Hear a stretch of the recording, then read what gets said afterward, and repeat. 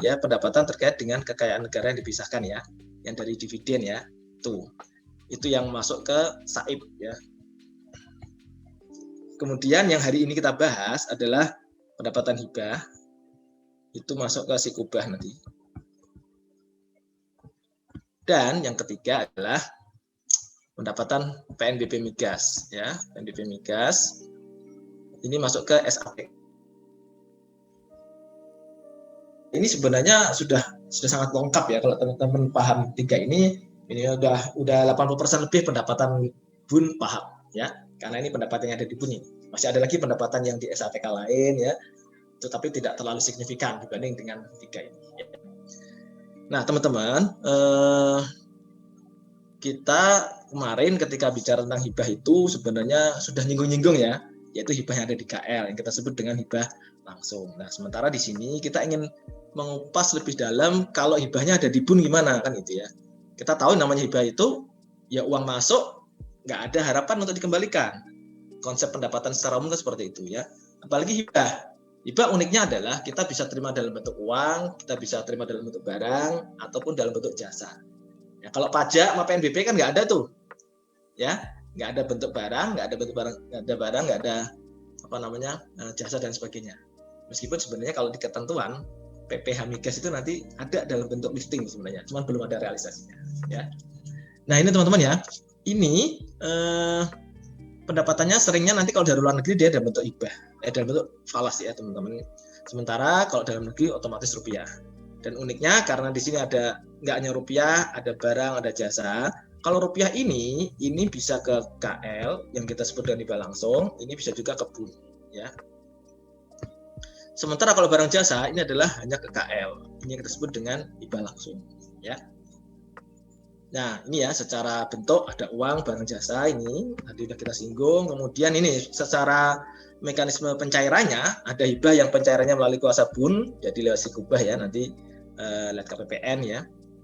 Kemudian ini tidak melalui kuasa BUN, yaitu langsung diterima oleh satgas penerima hibah ya, yang disebut dengan hibah langsung.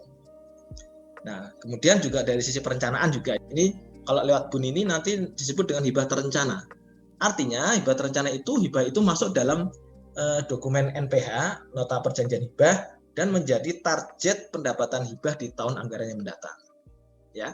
Jadi misalkan ini tahun 2022 nih kita lagi nyusun RAPBN ya, maka kita mentargetkan atau mengestimasikan pendapatan hibah tahun 2002 adalah berdasarkan nota-nota perjanjian hibah yang sudah kita tanda tangani.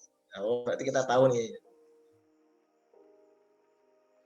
itu pendapatan hibah tuh nggak pernah banyak, kecil ya.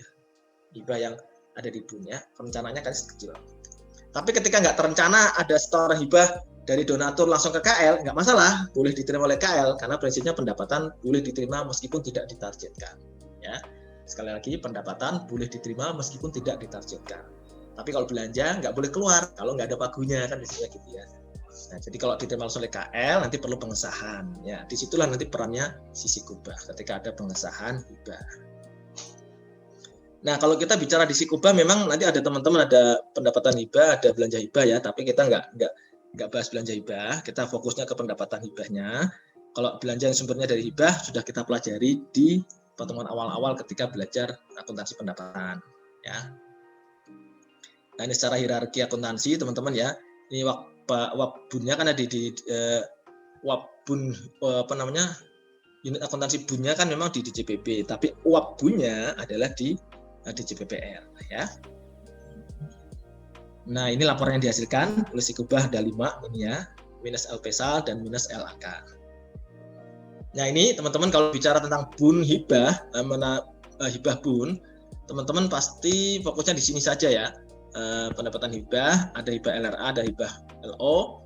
Sementara di KL ini hibah langsungnya nanti kalau sudah disahkan baru diakui sebagai pendapatan hibah LRA dan hibah LO kalau ada pengesahan. Itu pun kalau hibahnya hibah tunai.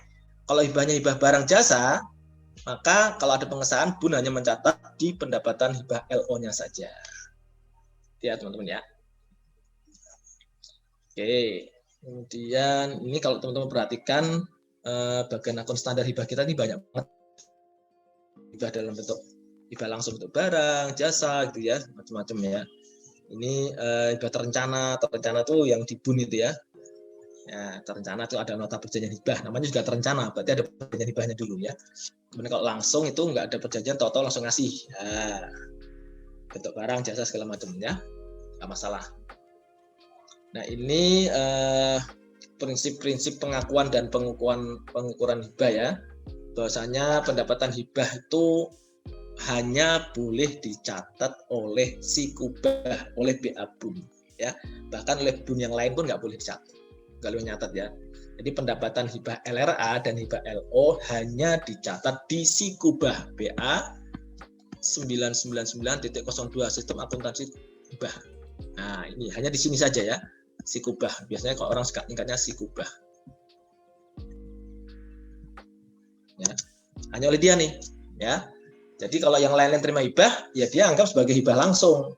Nah, disahkan baru ini ngakuin, BUN-nya mengakui sebagai BUN 02 ya, mengakui sebagai pendapatan hibah LRA kalau dia hibah tunai, LO dan LRA kalau dia hibah non tunai. Nah, ini beberapa konsep penting untuk pengakuan pendapatan hibah teman-teman ya. Jadi namanya hibah tunai, hibah LRA ya pasti diakui pada saat uang diterima di KUD. Kemudian kalau hibah LO diakui saat punya hak ya, baik haknya hak tunai maupun hak non tunai ya. Karena yang barang-barang dan jasa itu pasti hanya ada di hibah LO ya. Nah, kalau hibah LO segala macam itu dilakukan pengakuan ketika ada pengesahan oleh kuasa BUN ya. Kemudian kalau ada pengembalian dibuka sebagai pengurang pendapatan. Kalau di periode kalau atas hibah tahun-tahun sebelumnya, maka akan diakui sebagai pengurang ekuitas. Nah, ini konsep umum ya. Koreksi-koreksi atas transaksi nominal di tahun-tahun sebelumnya ya sebagai koreksi ekuitas. Nah, ini teman-teman secara pengukuran yang namanya hibah ya diukur sesuai dengan nilai nominal yang masuk ke RKUN atau rekening yang ditunjuk oleh Menteri Keuangan kan gitu ya. Maka nilainya nilai nominal. Maka biasanya di sini nanti hibahnya itu langsung ditranslasikan dalam bentuk rupiah kalau dia bentuk falas ya. Jadi tidak ada isu selisih kurs nanti di akhir tahun karena hibah begitu diterima langsung dicatat sesuai atau sebesar nilai kurs yang berlaku pada tanggal transaksi. Jadi langsung dirupiahkan. Jadi ketika nanti ada penerbitan surat pengesahan hibah langsung SPHL itu nilainya sudah nilai rupiah. Itu ya teman-teman ya. Ingat ya kemarin waktu di KL itu kan kalau ada hibah langsung dia menerbitkan SP2HL, surat perintah pengesahan hibah langsung. Oleh KPPN khusus pinjaman dan hibah dia akan menerbitkan SPHL, surat pengesahan hibah langsung ya. Jadi kalau teman-teman ingat kemarin di KL itu menerbitkan SP2HL. Ya. Kemudian KPPN khusus penerimaan dan hibah itu dia akan menerbitkan KL-nya berupa SPHL. Ya, SPHL ini kalau itu hibahnya adalah hibah falas, maka sudah dirupiahkan dengan kurs transaksi pada saat diterimanya hibah tersebut. Itu ya teman-teman ya. Dan hakikatnya memang hibah sebagaimana pendapatan lain itu asas bruto. Nah, ini tentu saja beda dengan pendapatan PNBP migas nanti ya, pakai asas neto. Asas bruto ya nggak boleh dikurangi apa-apa. Pokoknya penerimaan brutonya berapa itu yang dicatat sebagai pendapatan hibah di BUN manakala ada pengesahan ya. Dan ini istilah-istilah penting yang ada di hibah ya, ada LPH penota perjanjian hibah, kemudian ada kas dari donor diterima dari rekening penambung hibah, rekening koran. Ini kalau ada rekening-rekening yang ditunjuk oleh Menteri Keuangan ya. Kemudian pengajuan nomor register permohonan segala macam ya. Revisi DIPA ini biasanya terkait kalau ada belanja yang sumbernya dari hibah kan itu ya. Nih, pengesahan hibah SPHL oleh KPPN ya. Kalau KL-nya nanti SP2HL. Nah ini pengesahan hibah langsung ya teman-teman yang kemarin dipelajari di KL itu adalah pendapatannya dan juga belanjanya ya. Ini tadi sudah saya sebut di sana di slide sebelumnya. KL menerbitkan SP2HL, KPPN menerbitkan SPHL. Inilah yang dikirim ke DJPPR ditembuskan ya, maka DJPPR akan mengaku sebagai pendapatan hibah. Ya. Tergantung apakah dia tunai atau enggak. Kalau dia tunai, LO plus LRA. Kalau dia non tunai, hanya pendapatan hibah LO. Ya, serta lampiran-lampirannya ini. Iya teman-teman ya. bagaimana si Sikubah itu melakukan penatausahaan pendapatan hibah. Nah, ini tahapan pengesahan hibah langsung ya. Ini yang ada di KL sudah pernah kita singgung sebelumnya. Kemudian ini tentang kurs tadi sudah saya singgung. Jadi tidak ada isu selisih kurs di akhir tahun. Kenapa? Karena sudah dirupiahkan pada tanggal transaksi. Ya. Nah, sekarang jurnal standarnya. Saya hanya fokus ke beberapa hal penting saja ya teman-teman ya. Estimasi ya ada di APBN berarti estimasi pendapatan hibah. Ingat ini jurnal anggaran ya. Jurnal mencatat anggarannya atau estimasi pendapatannya ya. Dan ini ingat kalau jurnal anggaran itu single entry dan di jurnal buku besar akrual saja ya. Besar akrual dan single entry ya. Jangan lupa single entry lebih mudah ya. Nggak perlu cari pasangan. Dia jurnal jumlah. Jurnal jumlah. Single entry ya. Nah, kalau jurnal di DIPA-nya, artinya di Sikobahnya, nanti jurnalnya ini, estimasi pendapatan hibah yang dialokasikan ketika ada target pendapatan hibahnya. Gitu ya. Kemudian kalau ada belanjanya, alokkan belanja hibah, cuma nggak kita singgung di sini. Ya. Ini kalau ada revisi, tinggal tambahin estimasi pendapatan hibah yang dialokasikan. Nah, ini teman-teman, ketika transaksi hibah langsung, itu kan hibah, namanya hibah langsung itu langsung diterima KL, sehingga BUN nggak mencatat ya. Di awal-awal BUN nggak mencatat. Bagi Satker nyatatnya kas lainnya di KL dari hibah dan pendapatan hibah yang belum disahkan. Ya, ini kan jadi kewajiban nih ya.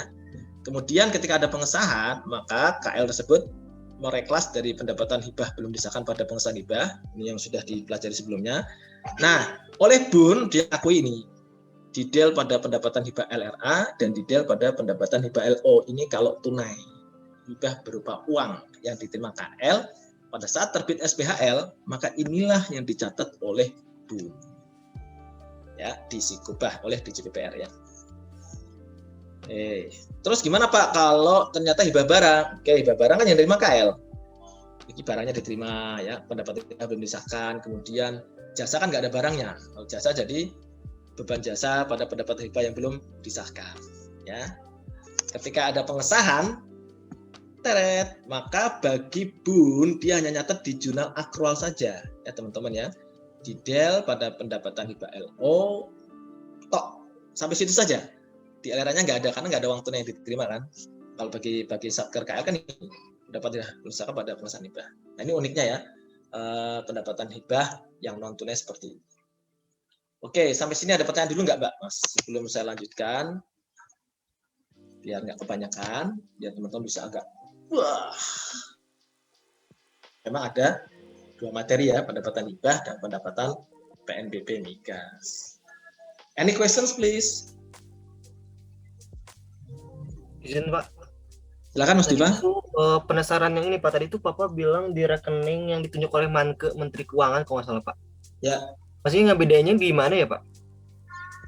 Itu ada rekening khusus Mas yang memang bukan di Erkun, tapi itu kalau masuk ke situ nanti ada notice of disbursement dari sang donatur ke DJPPR, maka itu bisa diakui sebagai pendapatan hibah. Nah, tadi nggak saya singgung yang notice of disbursement gitu ya. Sebenarnya ada beberapa channel sih untuk hibah tuh ya. Cuman secara umum memang ke Erkun, tapi ada juga Reksus ya, rekening khusus yang ditunjuk oleh Menteri Keuangan untuk menampung pendapatan hibah ini untuk agak cepat aja prosesnya gitu sih. Gitu ya Mas Divan ya. Ya Pak, terima kasih Pak. Nanti ada notification yang berupa notice of disbursement dari donatur ke DJPPR. Ya Pak. Oke. Ada lagi Mas, Mbak? Cukup ya? Ingin bertanya Bapak. Oh, silakan Mbak. Ini Mas. Kalau di KL-nya itu Satkernya menggunakan hibahnya itu kita tetap BUN-nya tetap mencatat pendapatan ya Pak? Kalau sudah ada pengesahan Mbak? Meskipun digunakan itu juga tetap mencatat pendapatan Pak? Betul sekali. Si BUN hanya fokus mengakui pendapatannya, sementara belanjanya dan peningkatan ekuitasnya ada di KL ya. Karena nanti KL pakai sebagai belanja ya, misalkan hibah tunai ya, belanja sebutnya dari hibah, silakan yang mengakui nanti KL. Tapi ketika dia melakukan pengesahan berupa SPHL, si BUN-nya itulah DJPPR akan mengakui sebagai pendapatan hibah LO dan LRA. Kalau hibah tunai ya. Itu sebenarnya simple, hibah BUN-nya fokusnya ke sana ya. Kemudian ya, sebelum kita melanjut ke PNBP Migas. Nah, ini kalau hibah melalui Kosabun, yang pencairannya melalui Kosabun artinya dia LKPPN ya. Kalau ini sih jurnal yang di apapun ya, dia hanya ngakui akun tersito pada pendapatan hibah yang ditangguhkan. Jadi uangnya di KPPN dulu gitu ya. Baru nanti dicairkan, maka mekanismenya dari Erkun dan Reksus ya. Kalau begitu dicairkan, maka kita ngakui nih detail pada pendapatan hibah. Kemudian berarti di akrualnya tinggal dibalik pendapatan hibah yang ditangguhkan pada pendapatan hibah. Jadi gitu ya teman-teman ya. Nah tadi kan selain Reksus tadi ya Mas Diva ya, ini ada lewat mekanisme pembayaran langsung, LC, seperti yang kemarin kita bicara utang, itu kan mekanisme utangnya juga lewat 5 channel ini. Ya. Demikian juga hibah juga lewat channel ini. Ya. Cuman di sini ketika masuk ke channel-channel ini pun kita sudah bisa ngaku juga sebagai pendapatan hibah di sini kan ya. Detail pada pendapatan hibah di akrual maupun kas ya, detail pada pendapatan hibah. Jadi channelnya nggak cuman Erkun, nggak cuman Reksus rekening khusus, tapi juga ini mekanisme pembayaran langsung ya, LC dan pembayaran pendahuluan. Itu kalau bentuknya hibah seperti ini bisa langsung diakui sebagai pendapatan hibah. Sebagaimana kemarin kita akui sebagai penerimaan pembiayaan dan utang ya, utang jangka panjang kan gitu. Kalau yang ini enak pendapatan, jadi nggak perlu dikembalikan ya. Oke, kalau pengembalian ini kalau hibah langsung ya. Kemudian kalau hibah langsung ngembaliin, maka Bun juga harus ngoreksi pendapatannya. Kalau dia ngembaliin ke donatur, maka Bun juga harus ngoreksi pendapatan hibah pada detail, pendapatan hibah pada detail. Itu kalau tahun berjalan. Kalau tahun yang lalu jadi koreksi ekuitas pada detail gitu ya. Oke. Ini gampang sih yang lain. Oke, demikian sih Mas, Mbak mengenai hibah. Tidak banyak, sedikit saja. Ada pertanyaan nggak sebelum saya lanjut ke PNBP Migas? Izin bertanya Pak. Oke, Mbak Syafira monggo. Kenapa sih Pak di pelaporan keuangannya si Kuba itu nggak bikin LPSAL sama LAK juga Pak? Kenapa cuma LRA, LOLPS sama CLK aja di pelaporan keuangannya? Ya bagus. Gini Mbak, ini namanya apa? Namanya pembagian tugas fungsi ya. Nah, kan kemarin yang di ini Mbak, yang di Saib sama Siap ya, Saib sama Saup ya, investasi sama Ops kan sama-sama Bun ya. Mereka juga nggak bikin LPSAL kan Mbak ya. Jadi yang bikin LPSAL itu sebenarnya nanti adalah Siap, sistem akuntansi pusat. Ya, nanti kita belajar tuh di sistem akuntansi pusat pertemuan terakhir sebelum UAS. Itu dia yang bikin LPSAL. Tapi sekali lagi LPSAL itu bikinnya juga bukan dari transaksi, dia bikinnya dari laporan-laporan diakumulasikan gitu ya. Nah, yang LAK juga seperti itu ya. Jadi LPSAL, LAK adalah kewenangan Bun yang selaku pengelola kas negara ya. Sementara Bun-bun yang lain yang diamanatkan mengelola transaksi lain di luar pengelolaan kas negara itu ya dia memang tidak perlu menerbitkan LPSAL dan LAK. Itu Mbak Syafiranya. Izin konfirmasi Pak, berarti yang membuat LPSAL dan LAK itu Bun yang pengelola kas negara. Kalau enggak ya enggak bikin yang itu ya Pak, enggak. Di luar itu. Plus ini, yang kemarin kita belajar BLU. BLU juga bikin LPSAL dan LAK ya. Karena BLU itu sudah dianggap sebagai Bun ya. Nah, BLU itu unik ya. Ada di KL, tapi dia bikin LPSAL LAK untuk dikonsolidasikan dengan LK Bun. Baik, makasih Pak. Ya, Mbak Safira. Cukup, Mbak, Mas? Kuis kita? Kan udah pendapatan hibah, berarti langsung kuis hibah gitu ya. Saya kasih hibah kuis. Hibah kok berupa kuis, Pak? Hibah yang lain apa, Pak? Hibah buku ya? Hibah kuis lagi. Bentar, ini... Oke. Teman-teman yang sit-in mau tanya tentang hibah, monggo. Ada yang mau ditanyakan? Ini salah kan ini. Bentar. Ini dia.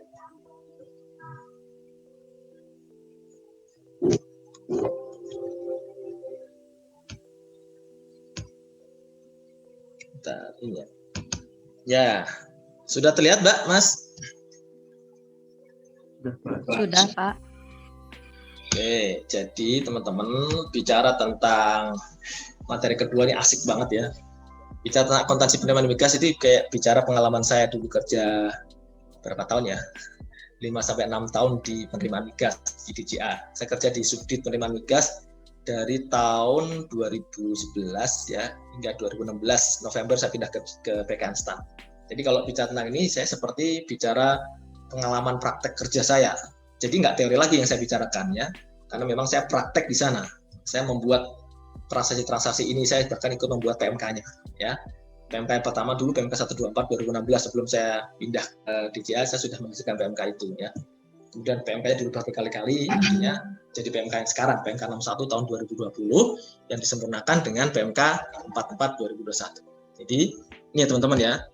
Saya bisa bicara banyak tentang ini karena kebetulan saja ini adalah pekerjaan saya yang dulu ya. Nah, prakteknya adalah seperti itu. Bagaimana ya. Nah, kalau teman-teman mau belajar serius tentang penerimaan migas ini sebenarnya adalah area-area yang masih jarang dibahas di KTTA tahun depan. Dulu saya punya 10 bimbingan mahasiswi 2 tahun lalu mungkin ya. Mereka suruh bikin KTTA tentang migas semua. Bagi-bagi nih topiknya ini. Ada. Tapi bukan berarti nggak ada lagi, masih ada lagi topik yang belum dibahas. Nah, keren. Mereka bisa tuh satu.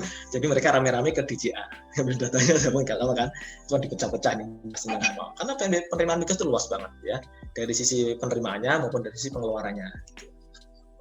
Nah, kalau teman-teman nanti senjata utamanya memang PMK 61. Di PMK 61 itu banyak lah yang bisa Anda pelajari. Kemudian kalau pengen proses bisnis pengelolaan penerimaan migas secara utuh, Anda bisa baca PMK ini ya. Ini tentang rekening migasnya seperti apa ya, uang yang boleh masuk dan uang yang boleh keluar dari rekening migas. Ini cara membayar reimbursement PPN ya. Kemudian cara membayar DMOV dan underlifting PMK 118. Kemudian cara membayar imbalan fee. Ada semua di sini Mas. Ini kalau mau diteliti secara lebih dalam lagi juga bisa karena belum ada yang bahas tentang ini yang detail-detail ini ya. Nah, kan kalau di DJA kan ada enak. Ada kesulitan data Anda bisa tolong bantu teman saya, mahasiswa saya ya. Nah, itu cepat selesainya mereka karena datanya ada di sana semua ya. Nah, ini ya teman-teman, PMK 61 sebenarnya ada 3 modul ya. Tapi yang kita bahas di sini hanya 1 modul saja nih, yaitu modul 1, tuntutan akuntansi umum. Memang kita sedikit banyak akan menyinggung yang ini pemindah bukuan, kita singgung-singgung dikit ya. Tapi yang dalam ada di modul 1 ya. Sementara yang PMK 44 2021 sebagai penyempurnaan PMK 61 itu hanya merubah modul 2-nya ini ya. Merubah modul 2-nya itu pun di bab 2 dan bab 3-nya saja. Ya. Sehingga fokus kita sesuai RPS adalah hanya di modul 1 PMK 61 tahun 2020 ya. Ya enggak salah alamat nih ya Anda belajarnya ya. Oke. Dan kalau saya mengharap ini ada benar-benar baca PMK-nya biar ngerti. Jadi benar nggak cuma Pak Puji itu hanya salah ya. Lihat di situ ya, data PMK-nya ya. Oke. Nah, ini sudah ada di video saya ya, Mas, Mbak. Udah pada nonton video saya belum yang pakai baju merah? Yang dikit-dikit. Itu udah ditonton ratusan orang, jangan-jangan mahasiswa saya nggak nonton, malah mahasiswa yang lain yang nonton. Ya. Nah, saya nanya nih sebelum saya jelaskan. Apa sih keunggulan kontrak yang kita anut ada kontrak PSG? Apa sih keunggulan PSG dibanding dengan kontrak servis jasa dan konsesi? Silakan. Negara tidak keluar uang 1% pun, Pak. Terus? Kemudian resikonya semuanya ditanggung perusahaan. Kemudian semua pengeluarannya dari perusahaan migas. Sudah, Pak. Udah itu nggak apa-apa.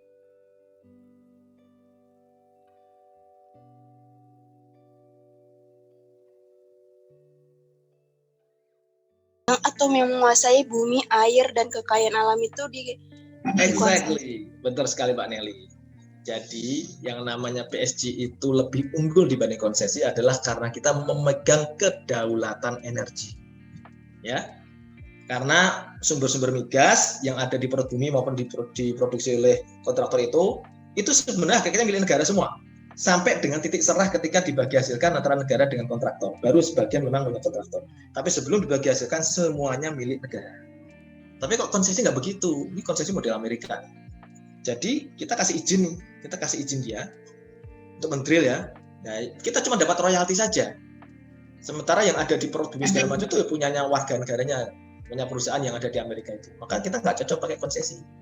Kita hanya dapat royalti ya. Ya, meskipun di PSG juga ada royalti ya, yang kita sebut dengan FTP, yang tadi ada lagunya itu. FTP itu sebenarnya royalti. Karena persentase tertentu dari gross revenue itulah royalti. Nah, kita nggak mau pakai konsesi karena tidak berdaulat penuh atas energi yang kita punya. Gitu ya teman-teman ya. Nah, ini keunggulan kontrak ini harus paham. Nah, kita nanti sering dengar istilah nanti di Undang-Undang Migas itu kalau kita nyebutnya adalah KKS, itu bicara tentang kontraknya ya. Kontrak kerjasama atau KKS. Tapi kalau saya nyebut K3S, itu adalah kontraktornya. Kontraktor, kontrak kerjasama, itu adalah perusahaannya ya. Perusahaannya ya, company-nya. Ya. Anda bisa nyebutkan 3 perusahaan migas di Indonesia yang di hulu migas. Contohnya 3 aja deh. Anda kenal siapa? Terkenal banget ini. Ayo. Pertamina Pak ada nggak? Ya, tapi Pertamina yang mana, Mas? Kalau Pertamina yang Anda pahami sekarang, Pertamina Persero itu dihilir dia. Jualan bensin, jualan LPG itu Pertamina yang dihilir. Tapi yang di hulu itu anak perusahaannya, Mas Diva, ya. Yaitu ada anak perusahaan namanya PHE, Pertamina Hulu Energi, dan ada Pertamina EP, itu yang menangani sumur-sumur tua Pertamina. Ya. Ya, ada yang terkenal tuh ya, Chevron dari Amerika, Exxon Mobil dari Amerika, Total dari Perancis, Santos dari Australia, ya, Impact dari Jepang, ya, PetroChina ya dari Cina, ya, Petronas Malaysia, banyak tuh yang beroperasi di Indonesia. Dulu sebelum Undang-Undang Migas teman-teman itu kegiatan migas itu jadi satu dikerjakan oleh Pertamina yang dulu. Pertamina dulu zaman dulu berdasarkan Undang-Undang Pertamina tahun 70-an itu Pertamina itu berjaya. Karena mengerjakan kegiatan hulu, eksplorasi, eksploitasi, sampai kegiatan hilir menjual minyaknya. Nah, karena kita dulu berhutang sama IMF, ini kan ya misi-misi politiknya orang asing gitu ya. Kita berhutang, kita harus ngikutin apa maunya yang kreditur kita. Disuruh tuh memangkas kewenangan Pertamina. Pertamina ini terlalu monopoli, terlalu berkuasa, dipisah. Pertamina Persero yang sekarang kita kenal, itu khusus jualan bensin istilahnya gitu. Sementara yang mencari minyak dan mencari gasnya ini, kegiatan hulunya, harus dibentuk unit sendiri yaitu anak-anak perusahaan. Makanya terkenal dengan istilah tadi PHE dan Pertamina EP, itulah anak-anak perusahaan Pertamina yang bergerak di hulu migas. Jadi hulu sama hilir beda ya Mbak, Mas. Kalau hulu itu adalah eksplorasi dan eksploitasi, mencari minyak-minyaknya itu dan memproduksi liftingnya. Kalau hilir itu sudah memproduksi, menyuling, mendistribusikan, menjual, itu namanya hilir. Yang dilakukan oleh Pertamina Persero adalah yang hilir. Ya, jual LPG, jual di bensin, pom bensin itu adalah Pertamina yang hilir, ya. Oke, ini clear ya Mbak, Mas, mengenai ini teman-teman harus paham, ya. Nah, kemudian karakteristik lagi selain kontrak Pertamina ini, kontrak PSG, mohon maaf ya, itu segala risiko tadi benar ditanggung oleh kontraktor sampai dengan dia beroperasi gini. Perusahaan migas itu dikasih izin beroperasi atau eksplorasi dulu adalah 6 tahun ya. Jadi eksplorasi itu 6 sampai 10 tahun. Kalau selama 6 sampai 10 tahun itu ditemukan cadangan migas yang komersil, maka dia akan lanjut ke produksi. Maka akan ada dokumen POD, Plan of Development, rencana pengembangan. Disetujui sama SKK Migas, lanjut. Karena memang instansi pemerintah kita yang ngawasi ini adalah SKK Migas, manajemennya di sini. Ya. Jadi memang di sini kita akan banyak bicara bagaimana peranan SKK Migas dalam pengelolaan penerimaan migas. Ya. Kalau itu ditemukan, maka seluruh biaya produksi tadi yang dikeluarkan oleh kontraktor dari mulai awal-awal eksplorasi hingga nanti berakhirnya kontrak akan diganti sepenuhnya dalam mekanisme cost recovery atau biaya pengembalian. Ya, itu sebelum ada PSG gross split. Ya, PSG konvensional seperti itu ya. Semua biaya produksi diganti asalkan biaya produksinya ini teman-teman sesuai dengan ketentuan PP 79 tahun 2010.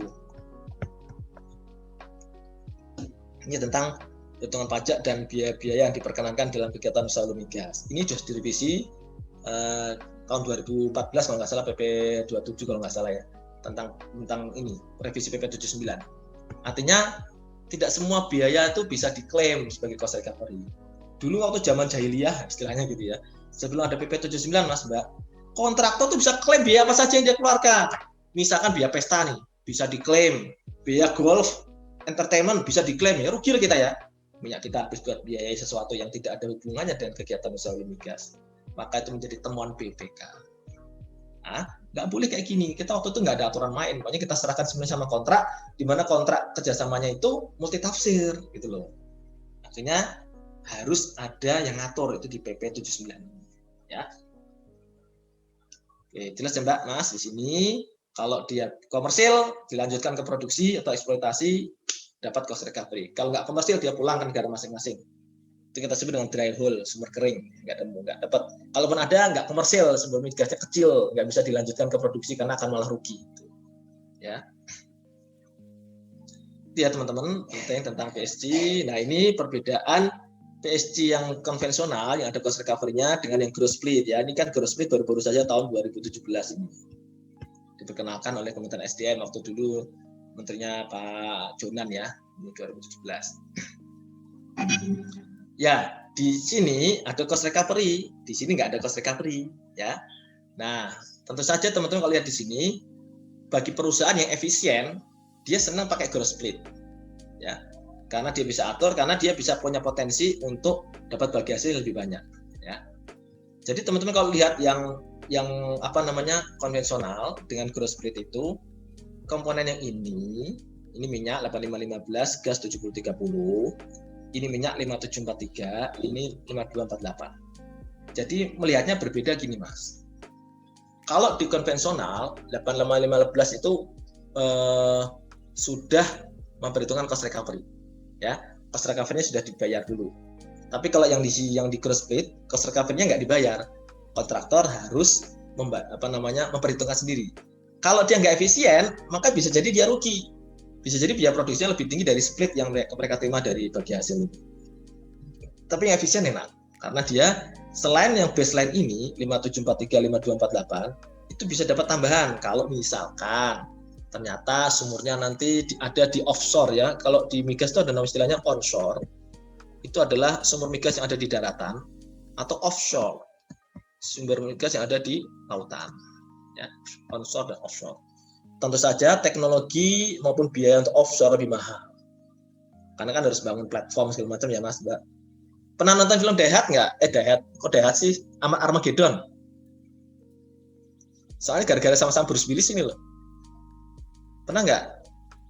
Ini kalau belum berarti sama kita nggak sejaman ya. Armageddon itu terkenal tahun 98. Belum lahir kan? Udah lahir belum 98? Belum, Pak. Belum Pak, iya belum, kan bisa cari di YouTube. Itu terkenal banget ya tentang meteor yang jatuh, asteroid yang jatuh. Nah itu kan memperlihatkan offshore tuh. Bruce Willis kerja di situ, punya kilang minyak di situ kan, nah, itu mahal di situ biayanya ya. Nah komponennya ini 5743, 5248 ya, itu adalah komponen dasar. Tapi kalau dia offshore, kemudian perlu produksinya perlu didukung dengan teknologi sendiri, misalkan banyak kandungan karbon dioksida, maka itu dapat tambahan lagi splitnya. Ya, sementara kalau di sini kan splitnya kan nggak berubah, masih gini-gini aja. Ya. Nah, ini teman-teman perlu saya tegaskan bahwa angka 8515 untuk minyak dan 7030 untuk gas itu bukan angka yang ada di kontrak. Ya, angka di kontraknya nggak seperti ini. Angka di kontraknya itu angka keriting yang kita gross up dengan tarif pajak yang berlaku pada saat ditandatangani kontrak tersebut. Apakah tarif pajaknya 30%, 35% atau berapa, yang pokoknya dulu berlaku di tahun tersebut itu berapa persen untuk PPh badannya. Ya. Maka ini nggak ada tuh. Terus ceritanya gimana Pak kok bisa ada 8515 7030? Itu adalah kesepakatan di luar kontrak yang sama-sama kita tahu, istilahnya gentleman agreement ya. Pokoknya gini, pemerintah maunya bagian atas lifting dan tambah pajaknya itu pemerintah dapat 85 deh. Nah, akhirnya di kontrak diatur nih, oh supaya dapat 85, berarti angkanya keriting nih, sekian persen di gross up. Kalau setelah dikasih tarif pajak nanti kontraktor cuma dapat 15, negara dapat 85. Itu ya teman-teman ya.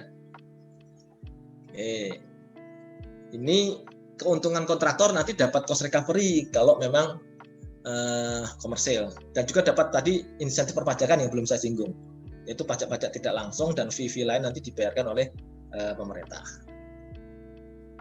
Oke, sampai sini dulu ada pertanyaan nggak mengenai growth split dan PSG konvensional? Silakan. Ada yang mau didalami lebih lanjut, monggo.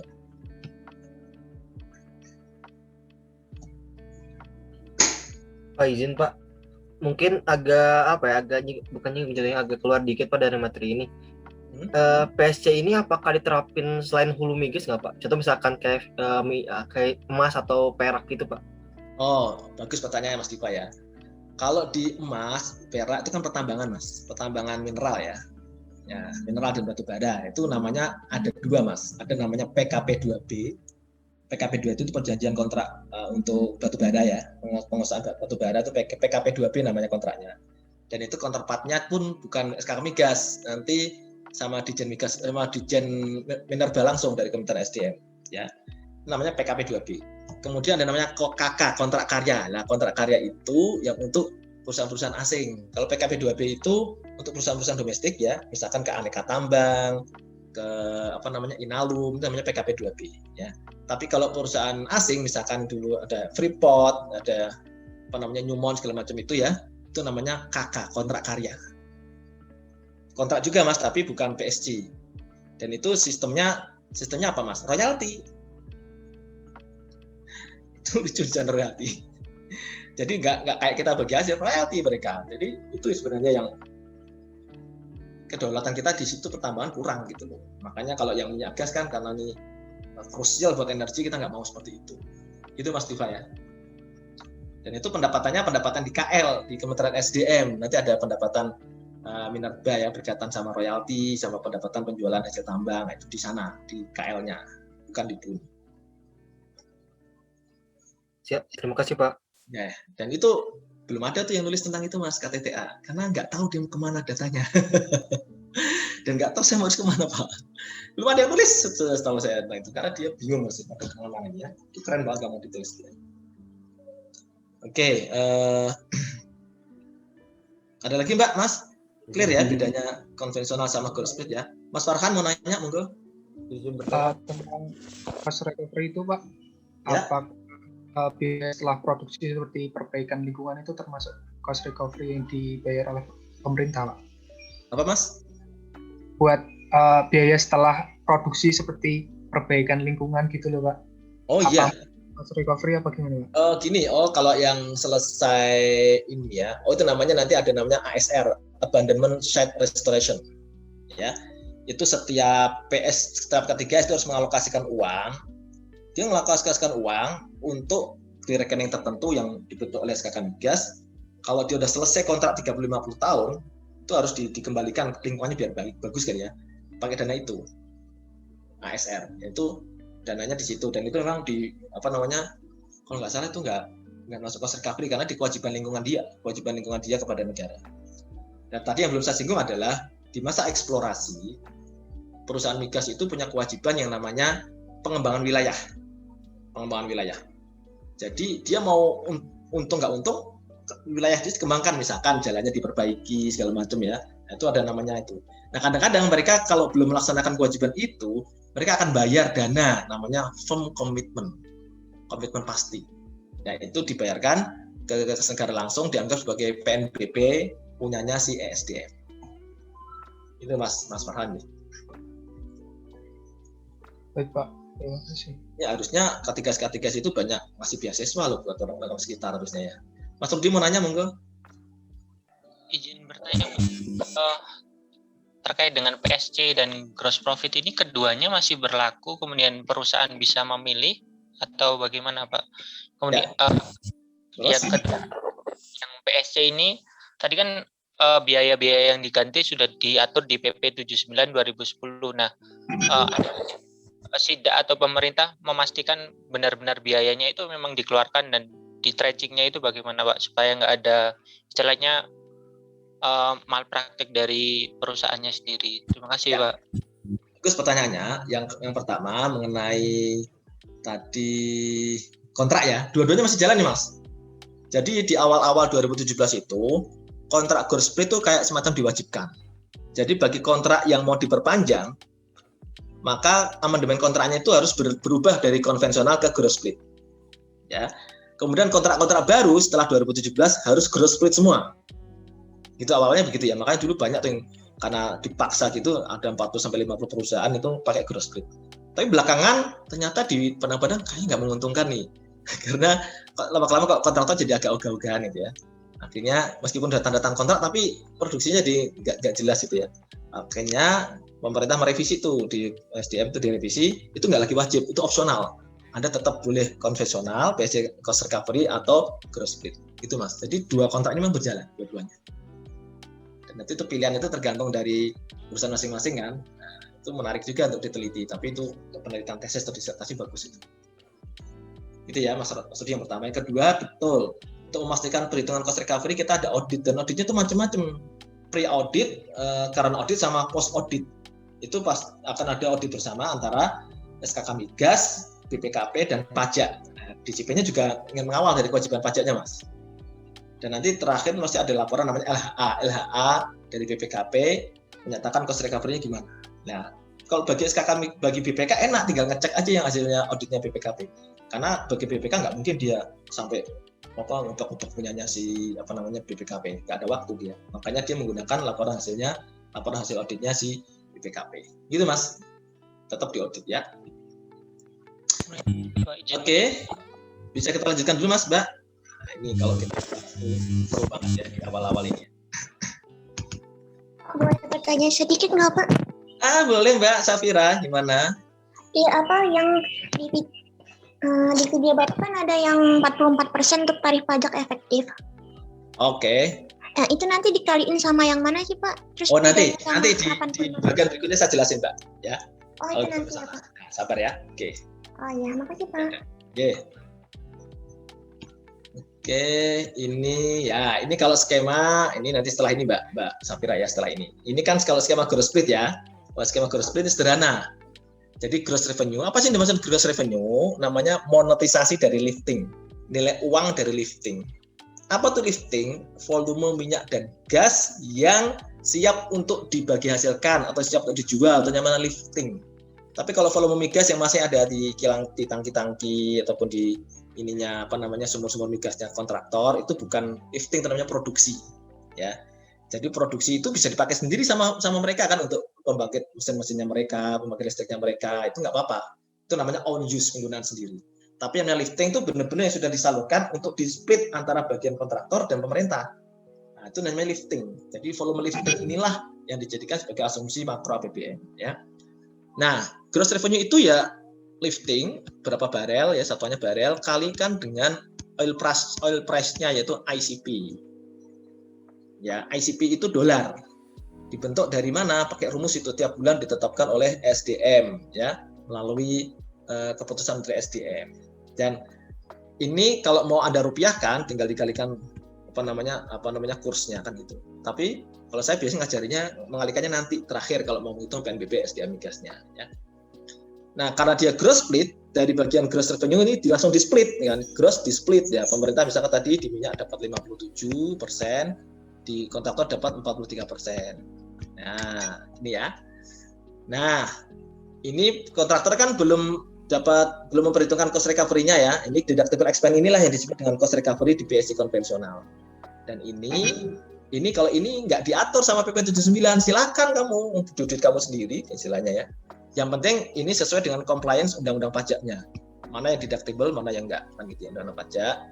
Baru dia namanya kontraktor taxable profit, baru mereka nyetor PPh-nya. Pemerintah dapat ini plus PPh. Nah, sebenarnya kalau gross split itu sangat menguntungkan buat negara. Ya, nggak perlu bayarin cost recovery, dapat bagian lebih banyak. Makanya kontraktor ini jadi agak gimana gitu, enak banget negara. Makanya kita ngasih insentif lain ya, berupa tadi komponen variabel sama komponen progresif ya. Split kontraktor bisa nambah kalau menjumpai kondisi tertentu, demikian juga split mereka bisa kurang kalau kondisinya juga menguntungkan buat mereka juga sebenarnya. Kalau harga minyaknya tinggi, maka split pemerintah yang nambah. Tapi kalau harga minyaknya turun, split kontraktor yang nambah. Itu ada ketentuannya semua dari PM, Peraturan Menteri SDM. Nah, ini gross split sederhana gini ya Mbak, Mas. Dan di sini memang belum jelas ya ketentuannya apakah kewajiban pemerintah terkait hulu migas ini dibayar. Kalau asumsinya dibayar ya berarti ini dikurangi dulu dengan kewajiban-kewajiban, baru nanti jadi dari sini deh, dari government take ini baru dikurangi dengan kewajiban jadi PNBP. Gitu ya. Untuk yang gross split, sederhana gini ya. Nah, selanjutnya ini teman-teman semua yang tadi dinyanyiin sama kakak kelas Anda ya. Pokoknya kalau apa lagu ini ngerti lah skema ini. Jadi namanya PSG, Production Sharing Contract. Tadi kalau yang di video ada yang nyebutnya Profit Sharing Contract, salah ya. Jadi mungkin dia kesilapan aja. Ini Production Sharing Contract. Jadi yang dibagi hasilkan adalah produksinya atau liftingnya. Ya, yang dibagi hasilkan ya liftingnya. Sebenarnya yang lebih tepat lifting yang dibagi hasilkan. Karena produksinya kan bisa dipakai sendiri sama kontraktor kan. Nah ini gross revenue, lifting kali oil price. Ya. Nah ini yang kita sebut dengan first trans petroleum, bagi hasil sebelum cost recovery. Ini bagi hasil pertama sebelum cost recovery. Ini mirip-mirip royalti yang ada di konsesi. Ini mirip-mirip royalti. Nah, biasanya teman-teman semua ini besarannya biasanya tuh 20%.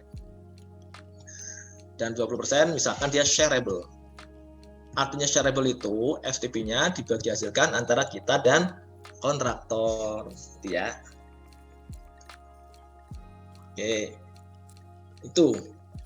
Nah, apa semangatnya? Kita perlu ada FTP agar ketika cost recovery di tahun tersebut untuk K3S yang bersangkutan itu besar, maka pemerintah yang penting mengamankan penerimaan negara dulu nih, dapat uang dulu dari FTP. Ya, karena kalau cost recovery-nya besar, kan jadi nggak ada bagian di sini kan, yang di split kan, nggak ada kan. Maka ambil dulu dapat FTP. Ya.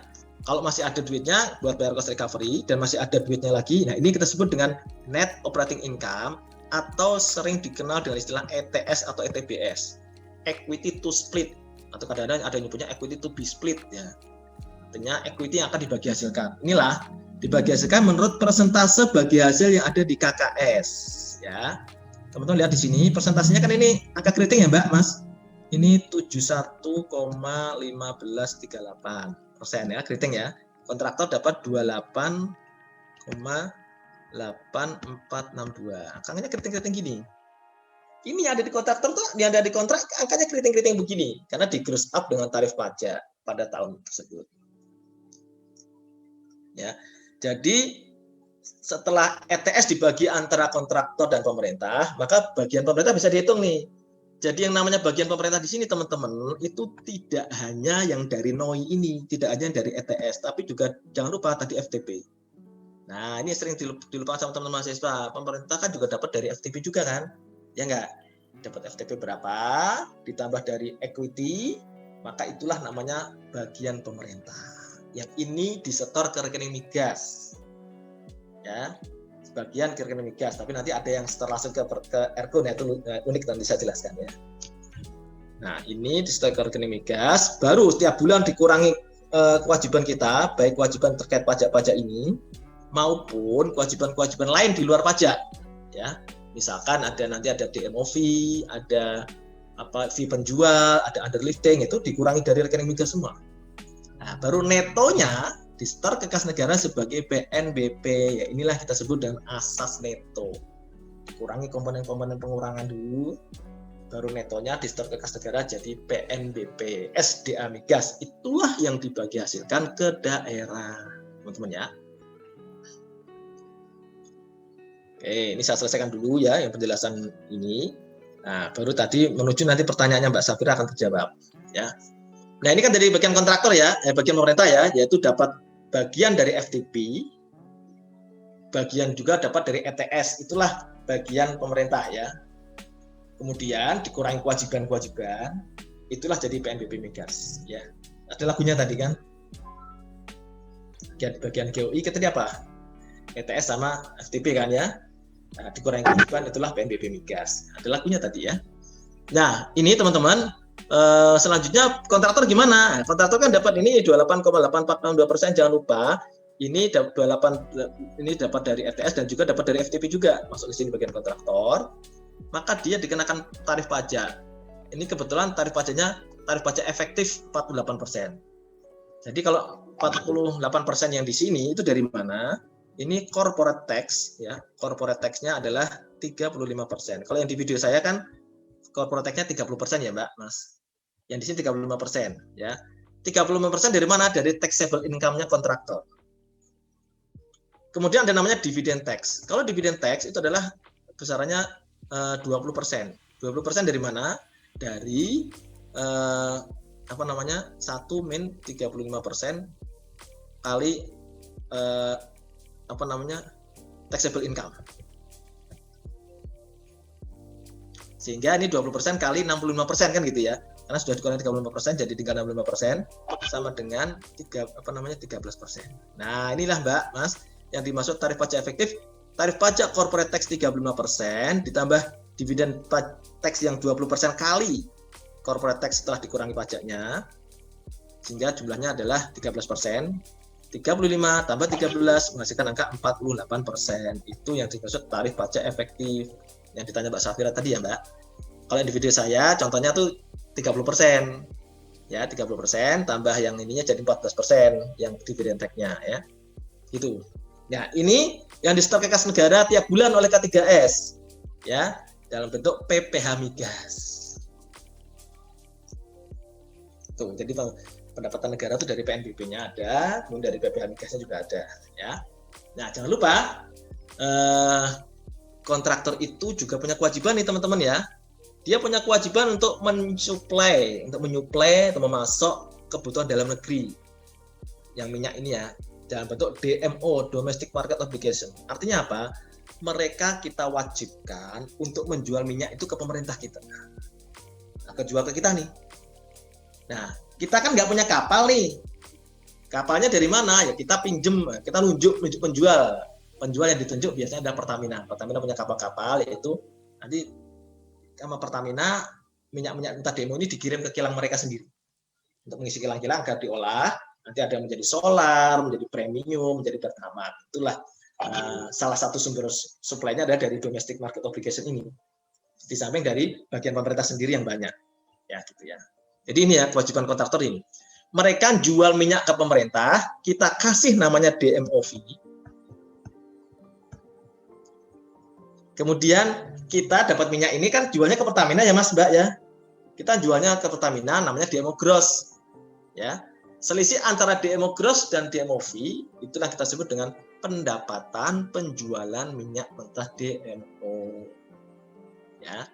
Nah, DMO fee intinya gimana Pak? Harga minyaknya tuh harga demonya adalah kalau sumur migasnya tuh sumur migas yang muda 60 bulan, maka ini full price masih sebesar ICP sesuai dengan harga minyaknya.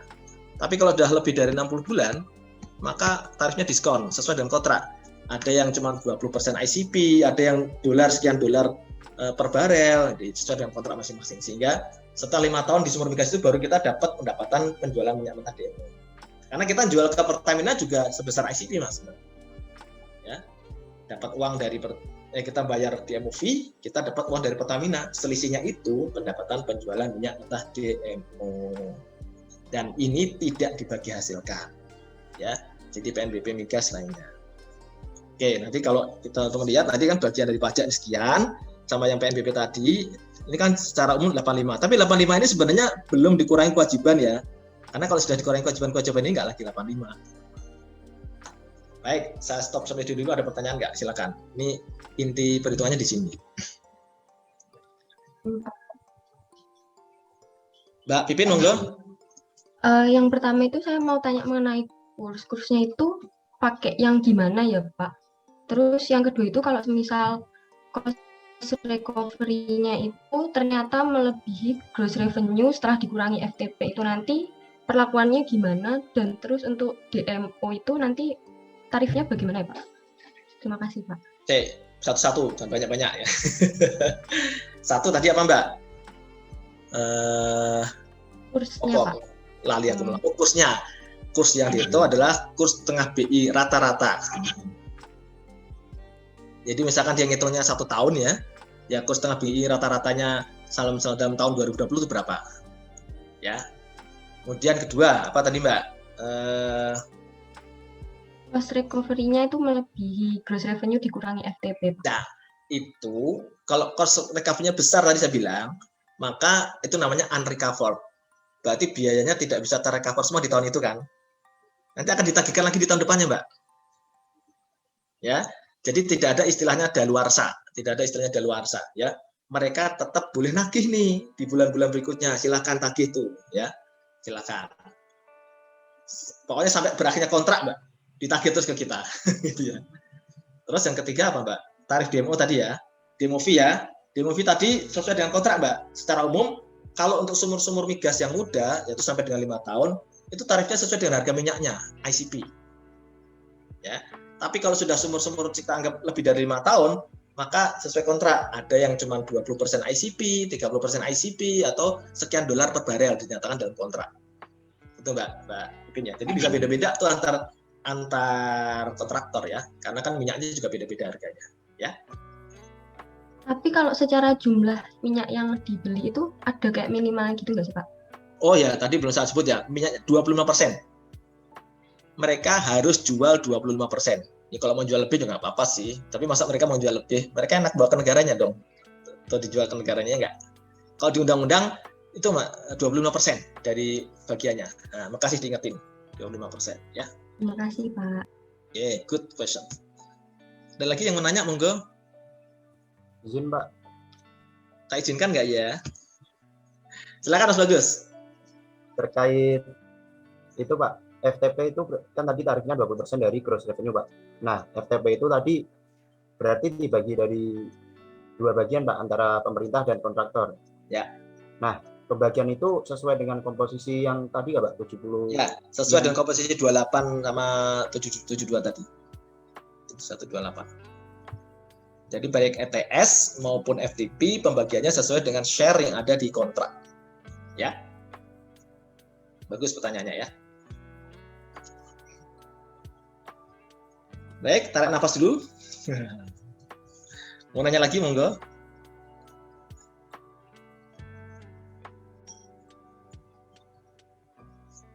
Udah mulai panas nih, Pak. Udah mulai panas nih. Udah mulai panas. Mau udah siang sih, gitu ya. Kalau udah mulai panas, berarti Anda udah mulai mengerti, gitu ya. Oke, baik. Kita lanjut ya, teman-teman ya. Atau ada yang masih mau ditanyakan? Nggak apa-apa. Ini intinya hitungannya di sini ya. Kalau ini paham, ditambah lagu yang tadi itu. Nah, nanti saya kasih lagu lagi setelah break nanti ya. Nah, itu Anda akan lebih paham lagi ya, insya Allah. Nanti ada juga ilustrasi perhitungannya. Kok nggak bisa-bisa? Nah, ini nomenklatur atau struktur APBN-nya begini ya.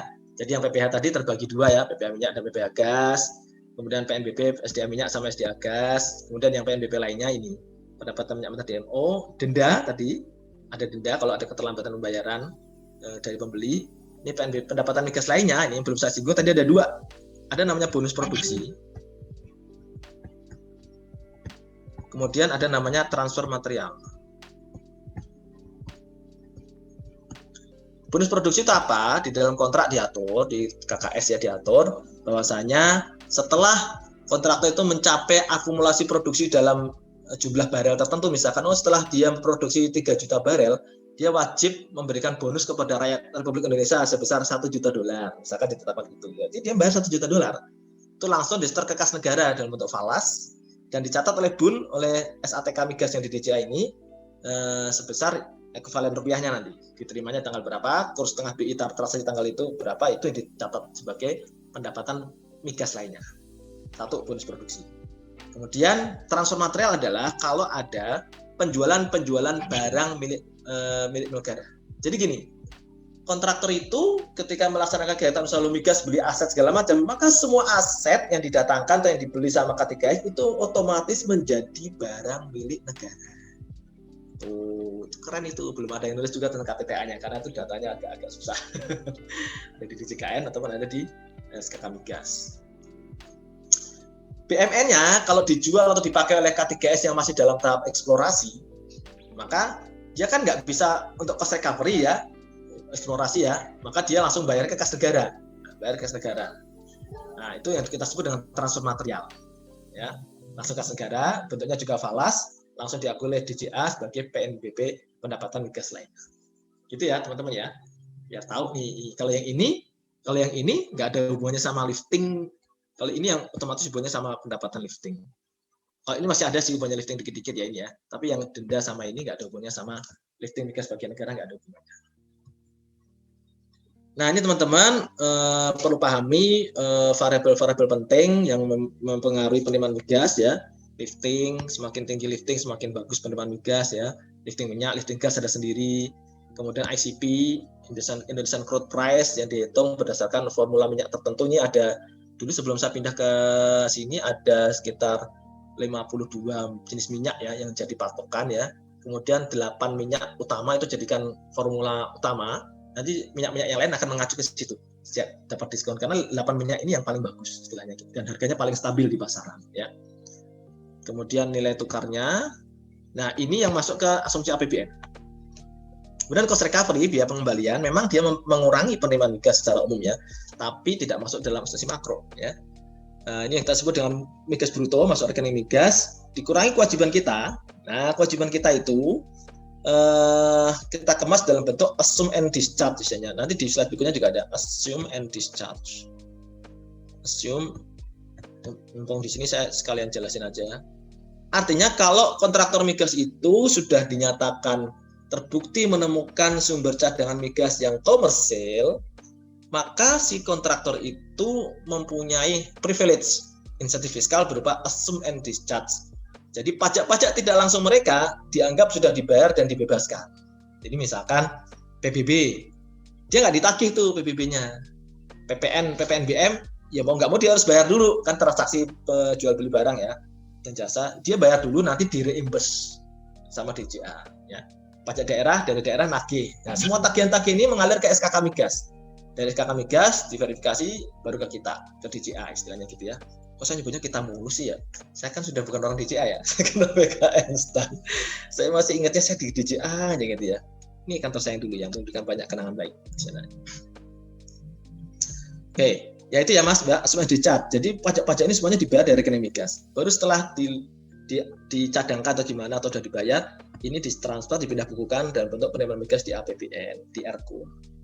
Jadi kalau ada masuk uang ke rekening migas itu belum jadi pendapatan. Karena rekening migasnya bukan rekening KUN, itu rekening pemerintah lainnya. Tapi kalau sudah dipindah bukukan dari rekening migas ke sini, itu namanya pendapatan. Nah, cuman sini saya garis bawahi lagi, kewajiban-kewajiban pajak ini dianggap assume and discharge untuk kontrak yang berlaku sebelum PP 79 ya, sebelum PP 79 2010. Sebelum PP 79 ya. Maka boleh dia dapat insentif fiskal dari kita. Artinya bayarnya dari rekening migas. Tapi untuk kontrak yang ditandatangani setelah PP 79, maka dia klaimnya ke cost recovery. Klaimnya ke cost recovery, baru nanti dia bisa dapat. Ya. Ya, cuman yang unik kalau gross split kan, gross split gimana coba? Kan nggak ada cost recovery Pak. Makanya gross split jadi ujung-ujungnya apa? Ikut lagi kita bayarin ya nih kalau gross split ya. Ya itu sebenarnya DJA lagi menggodok ke kebijakannya ya, apakah kita bayarin semuanya atau enggak. Ini ya teman-teman ya, mengenai faktor-faktor minyak migas. Nanti ini bisa dibaca perkembangan indikator makronya ya. Lihat harga minyak kita turun drastis dulu ya karena pandemi ini ya. Otomatis ini berfluktuatif ya perkembangan nilai tukar dan nilai dolarnya. Kemudian ICP kita lihat harga ini kurs kita harga minyak kita pernah terjun bebas ya. Ini awal-awal pandemi di bulan apa ini? Bulan April ya. Sempat anjlok jauh gitu ya karena di bawah $20, di bawah $25. Ini kalau cost per barelnya dari perusahaan migas itu masih $30 ke atas, maka dia akan rugi memproduksi. Buat apa dia memproduksi tapi dijual malah rugi gitu loh.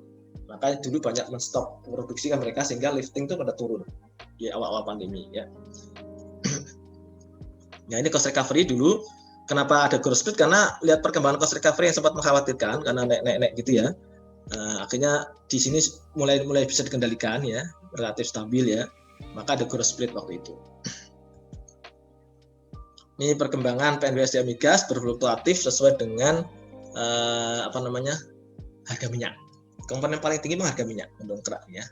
Ini 2016 sampai titik terendah dulu, cuma segini aja ya, terus naik, tahu-tahu turun lagi set.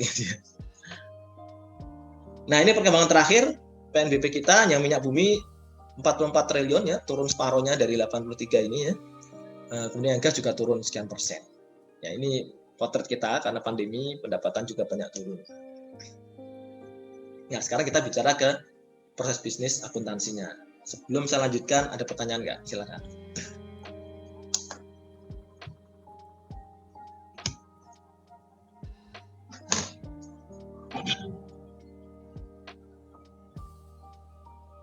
Any questions, please? Pak, saya izin bertanya. Silakan, Mbak. Kalau yang store ke rekening migas itu berarti no entry gitu, Pak ya? Apa aja yang nak entry? Maksudnya nggak mencatat jurnal gitu, Pak? Oh, nanti tenang aja, nanti Mbak ini akan saya perlihatkan. Nyatetnya hanya di akrual saja, Mbak. Terima kasih, Pak. Ya, di akrual saja, nanti ada di jurnal standar ya. Kita belum sampai ke sana, tapi nggak apa-apa, saya kasih bocoran dulu ya. Hanya di akrual saja kalau masuk ke rekening migas. Nanti dicatat di kas kalau sudah ada pemindah bukuan, malah di akralnya nggak dicatat, tapi hanya di buku besar kasnya saja. Nah, itu menarik di situ ya.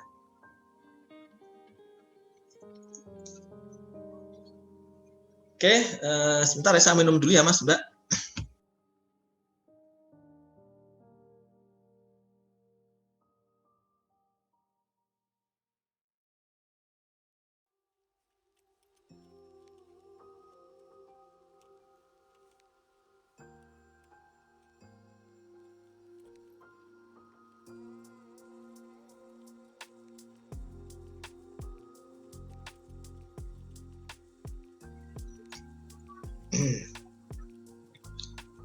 Ini teman-teman yang sit in, kalau ada yang mau tanya silakan, saya kasih kesempatan satu pertanyaan kalau ada yang mau nanya. Tapi kalau enggak juga nggak apa-apa, mungkin malu gitu ya. Saya malu Pak, saya cuma sit in, nggak apa-apa Mbak. Nggak ada yang nanya, bener? Pokoknya semuanya asal menyaksikan video saya, insya Allah udah lengkap ya. Terus kita diskusi di sini, insya Allah mudah ya. Tidak ada yang susah kalau kita belajar dengan sebaik-baiknya, oke?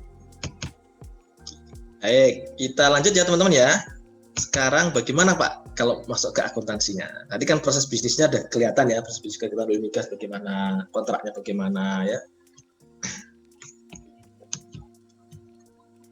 Nah ini teman-teman, kita tahu PNBP-nya dikelola oleh DJA ya sebagai bagian dari SATK, transaksi khusus yang 999, ingat ya dulu di 99 ini ya. Nah, kemudian ini prinsip penerimaan migas, kita tahu basisnya ada kontrak, hak negara, mohon kewajiban ada di sini. Prinsipnya ada bagi hasil, yang dibagi hasilnya, liftingnya ya, nggak bagi uang. Karena uang kita sendiri masing-masing jual sendiri ya. Kemudian tadi assumption discharge, bebas pajak ya, pajak-pajak tidak langsung. Kalau PPh badan mereka tetap bayar. Kemudian ada kewajiban kontraktor untuk mengasih DMO, artinya menjual minyak di dalam negeri.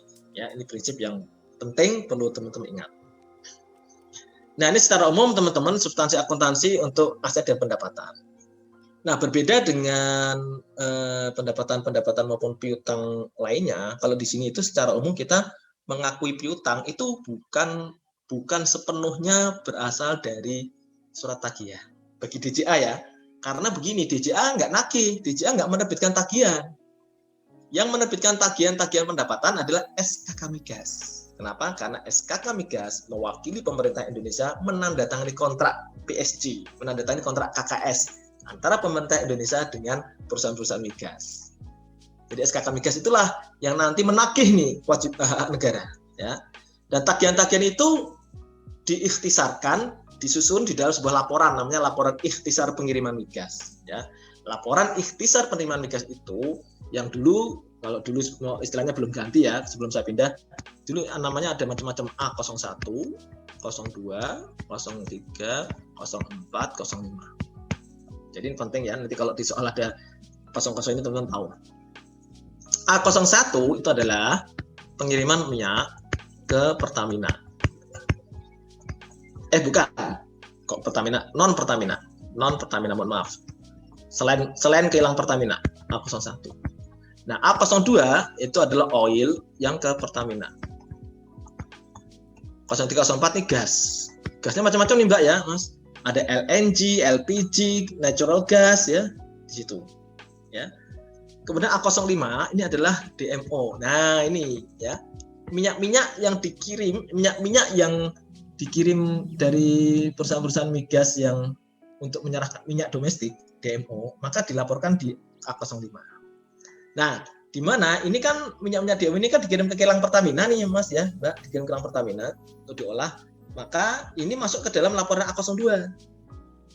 Jadi di A02 itu pengiriman minyak ke kilang Pertamina, baik dari lifting minyak bagian pemerintah maupun dari lifting kontraktor yang diserahkan atau dijual dalam rangka DMO. Sehingga untuk mengetahui berapa total lifting minyak pemerintah bagian negara, ya berarti ya dari A01 ditambah A02 dikurangi minyak yang di A05, itulah minyak bagian pemerintah atau bagian negara ya. Itu. Nah, dasar laporan ini dikirim oleh SKK Migas ke teman-teman DJI itu sekitar minggu keempat atau minggu ketiga paling cepat bulan berikutnya. Jadi misalkan lifting bulan Juli nih ya, atas pengiriman lifting bulan Juli baru akan terbit laporannya ke DJI itu minggu 3 paling cepat minggu ketiga bulan Agustus. Jadi bayangkan kan nyatanya selalu tertunda teman-teman DJI. Makanya dulu kita sempat menggagas interkoneksi sistem ya, sistem terintegrasi antara DJI dan SKK Migas. Saya nggak tahu setelah saya kesini sudah jadi belum. Dia bisa nyatatnya ya. Nah itu teman-teman ya, ada seperti itu ya. Kita nyatat piutang bukan berdasarkan tagihan yang kita terima, tapi berdasarkan laporan ya. DJA mencatat berdasarkan laporan A01 sampai A05. Meskipun juga ada nih tagihan-tagihan berupa overlifting, atau tagihan bonus produksi maupun transfer material, itu ada tagihannya. Dan yang nagih itu SKK Migas, bukan DJA. Ya, DJA dapat tembusan-tembusan, maka mengakui piutang. Untuk itulah, sering ketemu nih ya teman-teman DJA, SKK Migas, Kementerian SDM, bahkan teman-teman Pertamina sendiri. Tiap 3 bulan tuh ketemu nih dalam satu forum, dulu kita nyebutnya namanya forum Satker Penerimaan Negara. Kalau tahu Satker keren banget ya, dulu kita seringnya sirapannya di Bandung, pernah ke Lombok, pernah ke Surabaya gitu deh, pernah ke Jogja, pokoknya gitu Mbak, keren nggak? Dulu zaman enak, zaman offline, nggak pandemi seperti ini, bisa kemana-mana. Ya sekarang zaman pandemi harus sabar, di rumah saja ya, itu. Ini ya dokumen sumber untuk pengakuan piutangnya adalah laporan. Ya, itu yang diakui sebagai pendapatan PNBP, bukan PNBP, pendapatan masih pendapatan minyak atau pendapatan gas LO, istilahnya gitu ya. Nah, ini secara umum disetor ke rekening migas nanti kalau udah penyelesaian. Tapi bagi Pertamina dia boleh nyetor ke Erkun langsung, yang untuk minyak yang dari A02. Nah, nanti kita jelaskan di mekanisme direct transfer ya. Kemudian bagi rekening migas ya, rekening migas itu saldo yang ada di RPL. Jadi yang melaporkan nanti bukan DJA, yang melaporkan rekening migas ini adalah teman-teman di DJPB ya. Kemudian piutang jangka pendek, jangka panjang diakui saat timbul hak negara tadi berdasarkan laporan A0 ya. Kemudian tetap ada penyisian piutang berdasarkan PMK ini. Yang ini juga ada revisinya lagi, PMK tahun berapa tuh yang 2019 atau 2020 ada lagi revisiannya ya. Kemudian pendapatan LO-nya sama tadi pakai laporan A0. Nah, pendapatan LRA ada 2 nih. Yang disetor langsung ke kas negara, ini yang oleh Pertamina. Atau yang pemindah bukuan dana dari rekening migas ke rekening kurs, ini yang pemindah bukuan. Dari rekening migas ya ke Erkun. Ya, ini namanya juga pendapatan LRA, pokoknya ada uang masuk ke Erkun, itulah kita akui sebagai pendapatan. Oke. Nah, teman-teman, ini yang kesusahan di teman-teman DJI adalah begini, kalau teman bayangkan. Kita itu kita dulu pernah terima laporan, sering lah terima laporan A0. Itu kan transaksi macam-macam ya, pengiriman kemana, siapa yang ngirim ya, dari kewajiban yang mana. Nah, itu dicatat sebagai piutang oleh teman-teman DJI. Nah, terus penyelesaiannya gimana? Penyelesaiannya kita lihat uang masuk di BI ya, di rekening pemerintah lainnya ini di rekening migas, dapat rekening koran dan bukti jurnal dari BI. Kita petani itu secara manual. Bayangkan transaksi yang begitu banyaknya kita petani secara manual, maka sering ada kesalahan gitu. Baru uangnya triliunan. Tapi pakai mengandalkan pengawasan manual dari teman-teman staf saya dulu. Nah, itu berat kerjaannya. Nah, itu makanya dibangun sistem supaya pendapatannya bisa langsung teridentifikasi, ya. Nah, ini kita sebut dengan tadi saya janjikan skema direct sama indirect. Jadi skema direct transfer itu begini. Pertamina boleh nyetor langsung ke kas negara. kemudian hitung-hitungan kewajibannya nanti itu dihitung akhir tahun, karena kan harusnya sebelum di kas negara kan harusnya dikurangi dulu dengan kewajiban-kewajiban terkait minyak kan. Nah, tapi nggak dilakukan karena Pertamina sesuai dengan PP 41 tahun 1982 ini boleh nyetor ke kas negara dan dalam bentuk rupiah. Jadi uang yang dolar tadi dikurskan dulu dengan kurs beli. Kalau Pertamina kita kasih kurs beli supaya lebih ringan gitu ya. Nah, rupiahnya berapa itulah yang dipakai. Disetor ke kas negara langsung. Nah, otomatis kan penerimaan minyak di awal-awal itu pendapatan kasnya adalah overstated. Kenapa? Karena belum memperhitungkan kewajiban terkait minyak. Sementara kewajiban terkait minyak dibayarkan dari rekening migas, di mana rekening migas banyak mengandalkan uang gas. Sehingga di akhir tahun makanya nanti sering ada reklas pendapatan minyaknya di debit, kreditnya pendapatan gas, supaya pendapatan gas bisa diakui juga. Pendapatan minyak nggak kebanyakan karena tadi belum memperhitungkan kewajiban. Ini ya, ini yang di sini. Ya, ini setoran dari Pertamina. Sementara kalau setoran falas ke Erkun, ini yang tidak terkait lifting. Itu yang tadi ya bonus produksi, transfer material, itu langsung ke kas negara. Ya, ini ya. Nah, sebenarnya kan uang yang disetor tadi kan hakikatnya sebagai sumber pendanaan untuk pemenuhan kewajiban ya. Nah, kalau yang di rekening migas bisa langsung dibayar. Yang sudah di Erkun kan nggak bisa karena nggak ada DIPA kita. Ingat, jadi nggak ada DIPA-nya mas. Karena asas neto dia nggak ada DIPA-nya. Jadi nanti ketika ada penyelesaian kewajiban pemerintah, itu nggak ada jurnalnya di jurnal kas. Hanya jurnal akrual saja. Karena nggak diakui sebagai belanja. Ya. Jadi pengeluaran-pengeluaran ini tidak diakui sebagai belanja. Hanya pengeluaran pembayaran utang di buku besar akrual saja. Ini skema direct transfer dari Pertamina ke Erkun. Nah, kemudian skema indirect transfer itu adalah yang normal ya, penerimaan falas semuanya ke rekening migas, itu sebagai migas bruto tadi ya. Diakui di akrual saja Mbak Nimas tadi ya. Kemudian setiap bulan dialokasikan untuk bayar ini. Meskipun belum dibayar, kalau sudah ada alokasinya nggak apa-apa, kita akui sisanya ini netonya ditransfer ke rekening kun sebagai PNBP SDA gas biasanya. Kenapa gas? Karena minyaknya kan uangnya sudah banyak disetor kas negara. Jadi yang dari pemindah bukuan biasanya adalah pendapatan SDA gas bumi. Oke, sampai sini dulu ada pertanyaan nggak?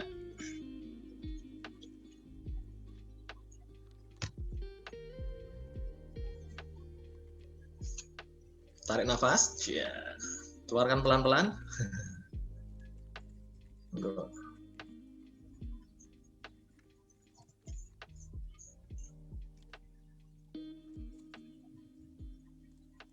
Ada pertanyaan, Mbak, Mas? Mas Dimas biasanya suka nanya, hari ini kayaknya belum nanya nih. Izin konfirmasi, Pak. Oke deh. Silakan Mas Dimas.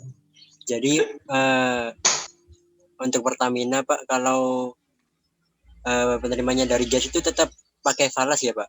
Nggak dirupiahkan langsung, Pak? Betul sekali, Mas Dimas. Makasih diingatkan. Jadi kalau Pertamina dari gas, itu nyatanya ke rekening migas. Itu banyak memang, masih banyak juga yang gas. Tapi kalau yang khusus minyak yang bagian pemerintah dan dari DMO tadi itu ke Erkun langsung pakai rupiah.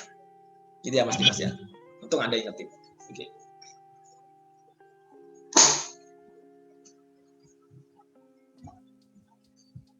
Baik, bisa lanjutkan dikit. Sebentar lagi mau zuhur di sini ya. Saya tambahkan dikit lagi. Tadi kan mana ya? Mohon maaf. Nah, ini tadi ya, yang sempat ditanya tadi sama Mbak siapa? Mbak Pipin atau siapa tadi ya? Saya lupa ya. Pak, kalau gross revenue setelah dikurangi FTP cost recovery minus istilahnya, cost recovery-nya belum terbayar semua. Berarti nggak ada ETS. Tidak ada yang bisa dibagi hasilkan lebih lanjut kecuali FTP-nya ini. Makanya filosofi dari FTP ini adalah pengamanan penerimaan negara. Yang penting pemerintah dapat dulu pendapatan dari FTP atau royalti lah. Kalau dulu namanya royalti, kita pakai namanya istilah First Tranche Petroleum. Nah, ini khusus untuk yang minyak ya, ada FTP. Tidak ada TPS Mas kalau nol. Nanti tahun depan bisa nagih cost recovery-nya lagi SKK K3 SKK migas. Tapi kalau masih lebih besar dari nol, berarti ada ETS dong, equity to be split ya. Maka bagian pemerintah ini terdiri dari ini FTP share ditambah ETS share. Nah, itulah total bagian pemerintah. Ya. Nah, ini dikurangi dengan alokasi untuk komponen pengurang penerimaan migas yaitu kewajiban-kewajiban pajak dan non pajak tadi. Kalau lebih besar dari 0, maka bisa ada pemindah bukuan dari rekening migas ke Erkun sebagai pendapatan PNBP SDA Migas. Tapi kalau 0 atau minus, maka tidak ada pemindah bukuan. Dan inilah yang terjadi sejak tahun 2014 akhir, nggak ada pemindah bukuan. Duitnya gimana Pak? Ngandalin pendapatan dari Pertamina langsung ke Erkun, kemudian direklas akhir tahun, sehingga ada yang di minyak dan ada yang di gas. Itu terjadi karena harga minyaknya rendah waktu itu. Ya Mas, ini adalah rule of thumb yang teman-teman harus perlu pahami yang ada di Satker SATK Migas di DJA. Oke, nah ini teman-teman bagaimana hubungan ini? Semua lifting minyak yang masuk ke kilang Pertamina namanya nilai lawan nih. Baik lifting minyak yang dari bagian pemerintah sendiri, dari kilang bagian minyak pemerintah sendiri ya, dan itu namanya dari kilang-kilang Pertamina ya. Kemudian yang dikirim dari kontraktor dalam rangka DMO masuk ke A02 semua. Ya. Nah, itu setelah dikurangi DMOV maka akan menjadi pendapatan minyak mentah DMO. Nih, kalau dibikin ilustrasinya gampang gini Mas ya, Mbak. Misalkan ini kebetulan saya baru bikin yang konvensional ya Mas, Mbak. Yang growth split saya belum bikin karena saya pikir mudah growth split ya, saya nggak kasih ilustrasinya. Kalau yang ini misalkan ininya persentasenya mudah 75-25. Ini udah saya rupiahkan ya, ke gross revenue, kemudian dikurangi FTP, dikurangi cost recovery-nya misalnya 30% ya, sama dengan equity to be split ya. Kemudian government share-nya gimana? Nah, ini government share ini dapat dari mana? Dari 75% kali FTP ditambah 75% kali ETS. Itulah namanya government share, 78-750. Dikurangi kewajiban, ketemu PNBP SDA Migas. Ya, inilah yang jadi PNBP di LRA. Nah, yang di bawah itu, kalau awal-awal kita dolarin semua dulu. Dolarin semua, begitu terakhir, baru yang ketemu dolarnya ini dikalikan dengan kursnya, 14.000. Diversinya sama ya, teman-teman ya. Antara atas dan bawah. Kemudian kalau dikaitkan sama DMOV ya, kalau yang pendapatan penjualan minyak mentah DMO ya, ini pengiriman minyak ke Pertamina, di dalamnya ada DMO juga, jadi harus dikurangi dulu. Inilah jadi pengiriman minyak mentah ke kilang Pertamina sendiri. Ya. Kemudian ditambah kalau kilang non Pertamina itu berarti penerimaan minyak bumi gross ya, ini total penerimaan minyak bumi gross ini. Kemudian kalau ada DMOV ini untuk mengurangi yang demo gross ini. Demo gross dikurangi DMOV sama dengan pendapatan penjualan minyak mentah DMO dalam US dollar, dikalikan kursnya jadi ini.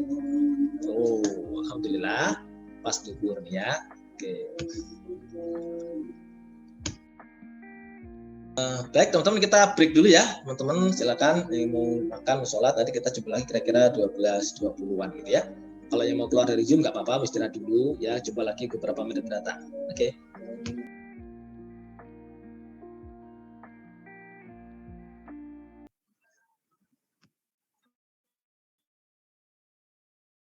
Ini kita hilangin dulu, baru kelihatan orangnya. Ya.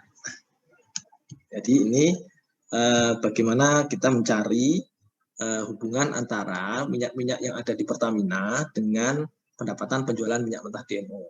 Jadi intinya, teman-teman semua, minyak yang di A02 itu adalah minyak yang ke kilang Pertamina. Baik itu minyak yang bagian pemerintah sendiri dari kilang-kilang Pertamina, dari sumur-sumur migas Pertamina, maupun yang dari kontraktor karena dia menyerahkan DMO. Ya. Makanya untuk kita mengetahui berapa sih realisasi lifting minyak bagian pemerintah, maka kita lihat laporan yang ada di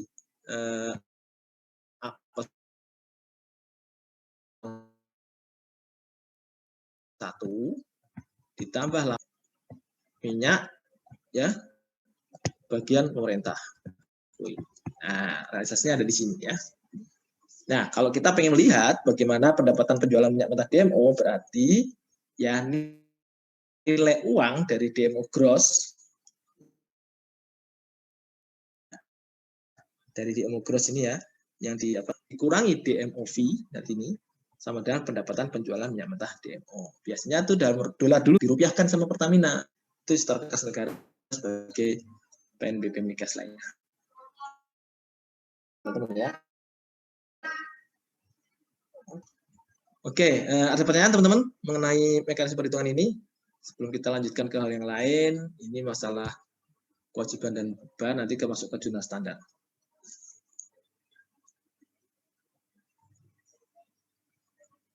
Bisa dilanjutkan ya teman-teman ya. Izin konfirmasi, Pak. Jadi kalau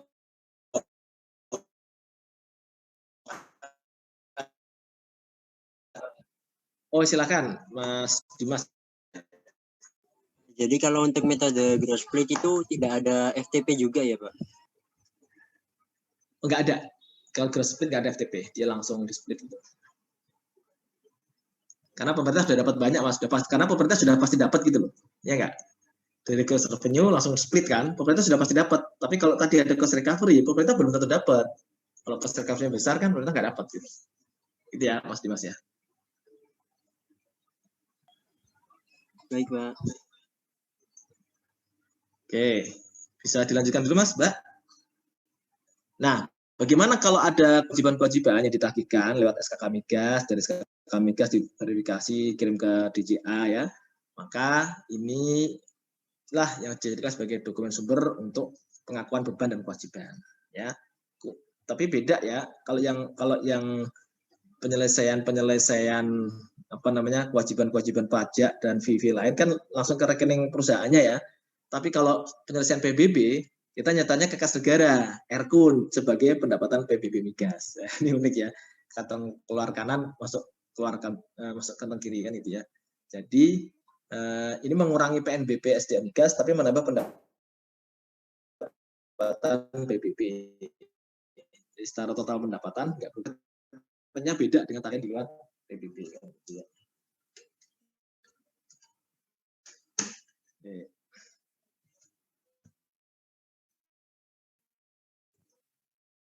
Nah, ini dia, diakui sebagai beban, tapi kalau PBB diakui sebagai pengurang pendapatan nanti. Nanti ada penjelasannya kenapa sebagai pengurang.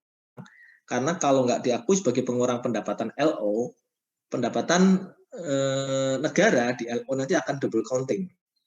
DJP melaporkan ada PBB Migas karena mengeluarkan SPT. DJA mengakui PNBP Migas juga di LO, di dalamnya ada PBB yang belum dikurangi. Ya, jadi harusnya PBB kalau ada tagihan DJP ke DJA untuk membayar PBB, maka bukan ngaku sebagai beban tapi pengurang pendapatan LO ya, baik minyak maupun gasnya. Itu ya teman-teman ya. Oke. Ada piutang dan beban lain-lain kalau beban-beban berkaitan dengan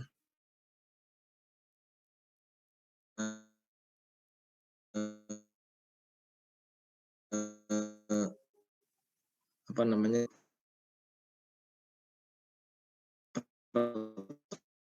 perundangan yang lain ya. Nah, ini jumlah-jumlah standar. 01, 02,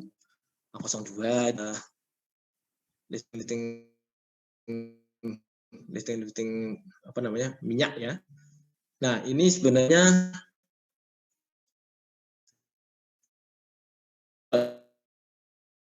dari minyak ini ya. Kalau dari gas nanti A03, A04 kan itu ya.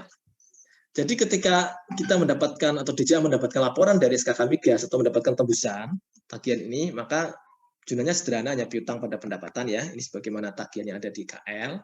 Kemudian kalau ada koreksi ternyata dia overstated di tahun berjalan, maka tinggal dibalik aja pendapatan pada piutang.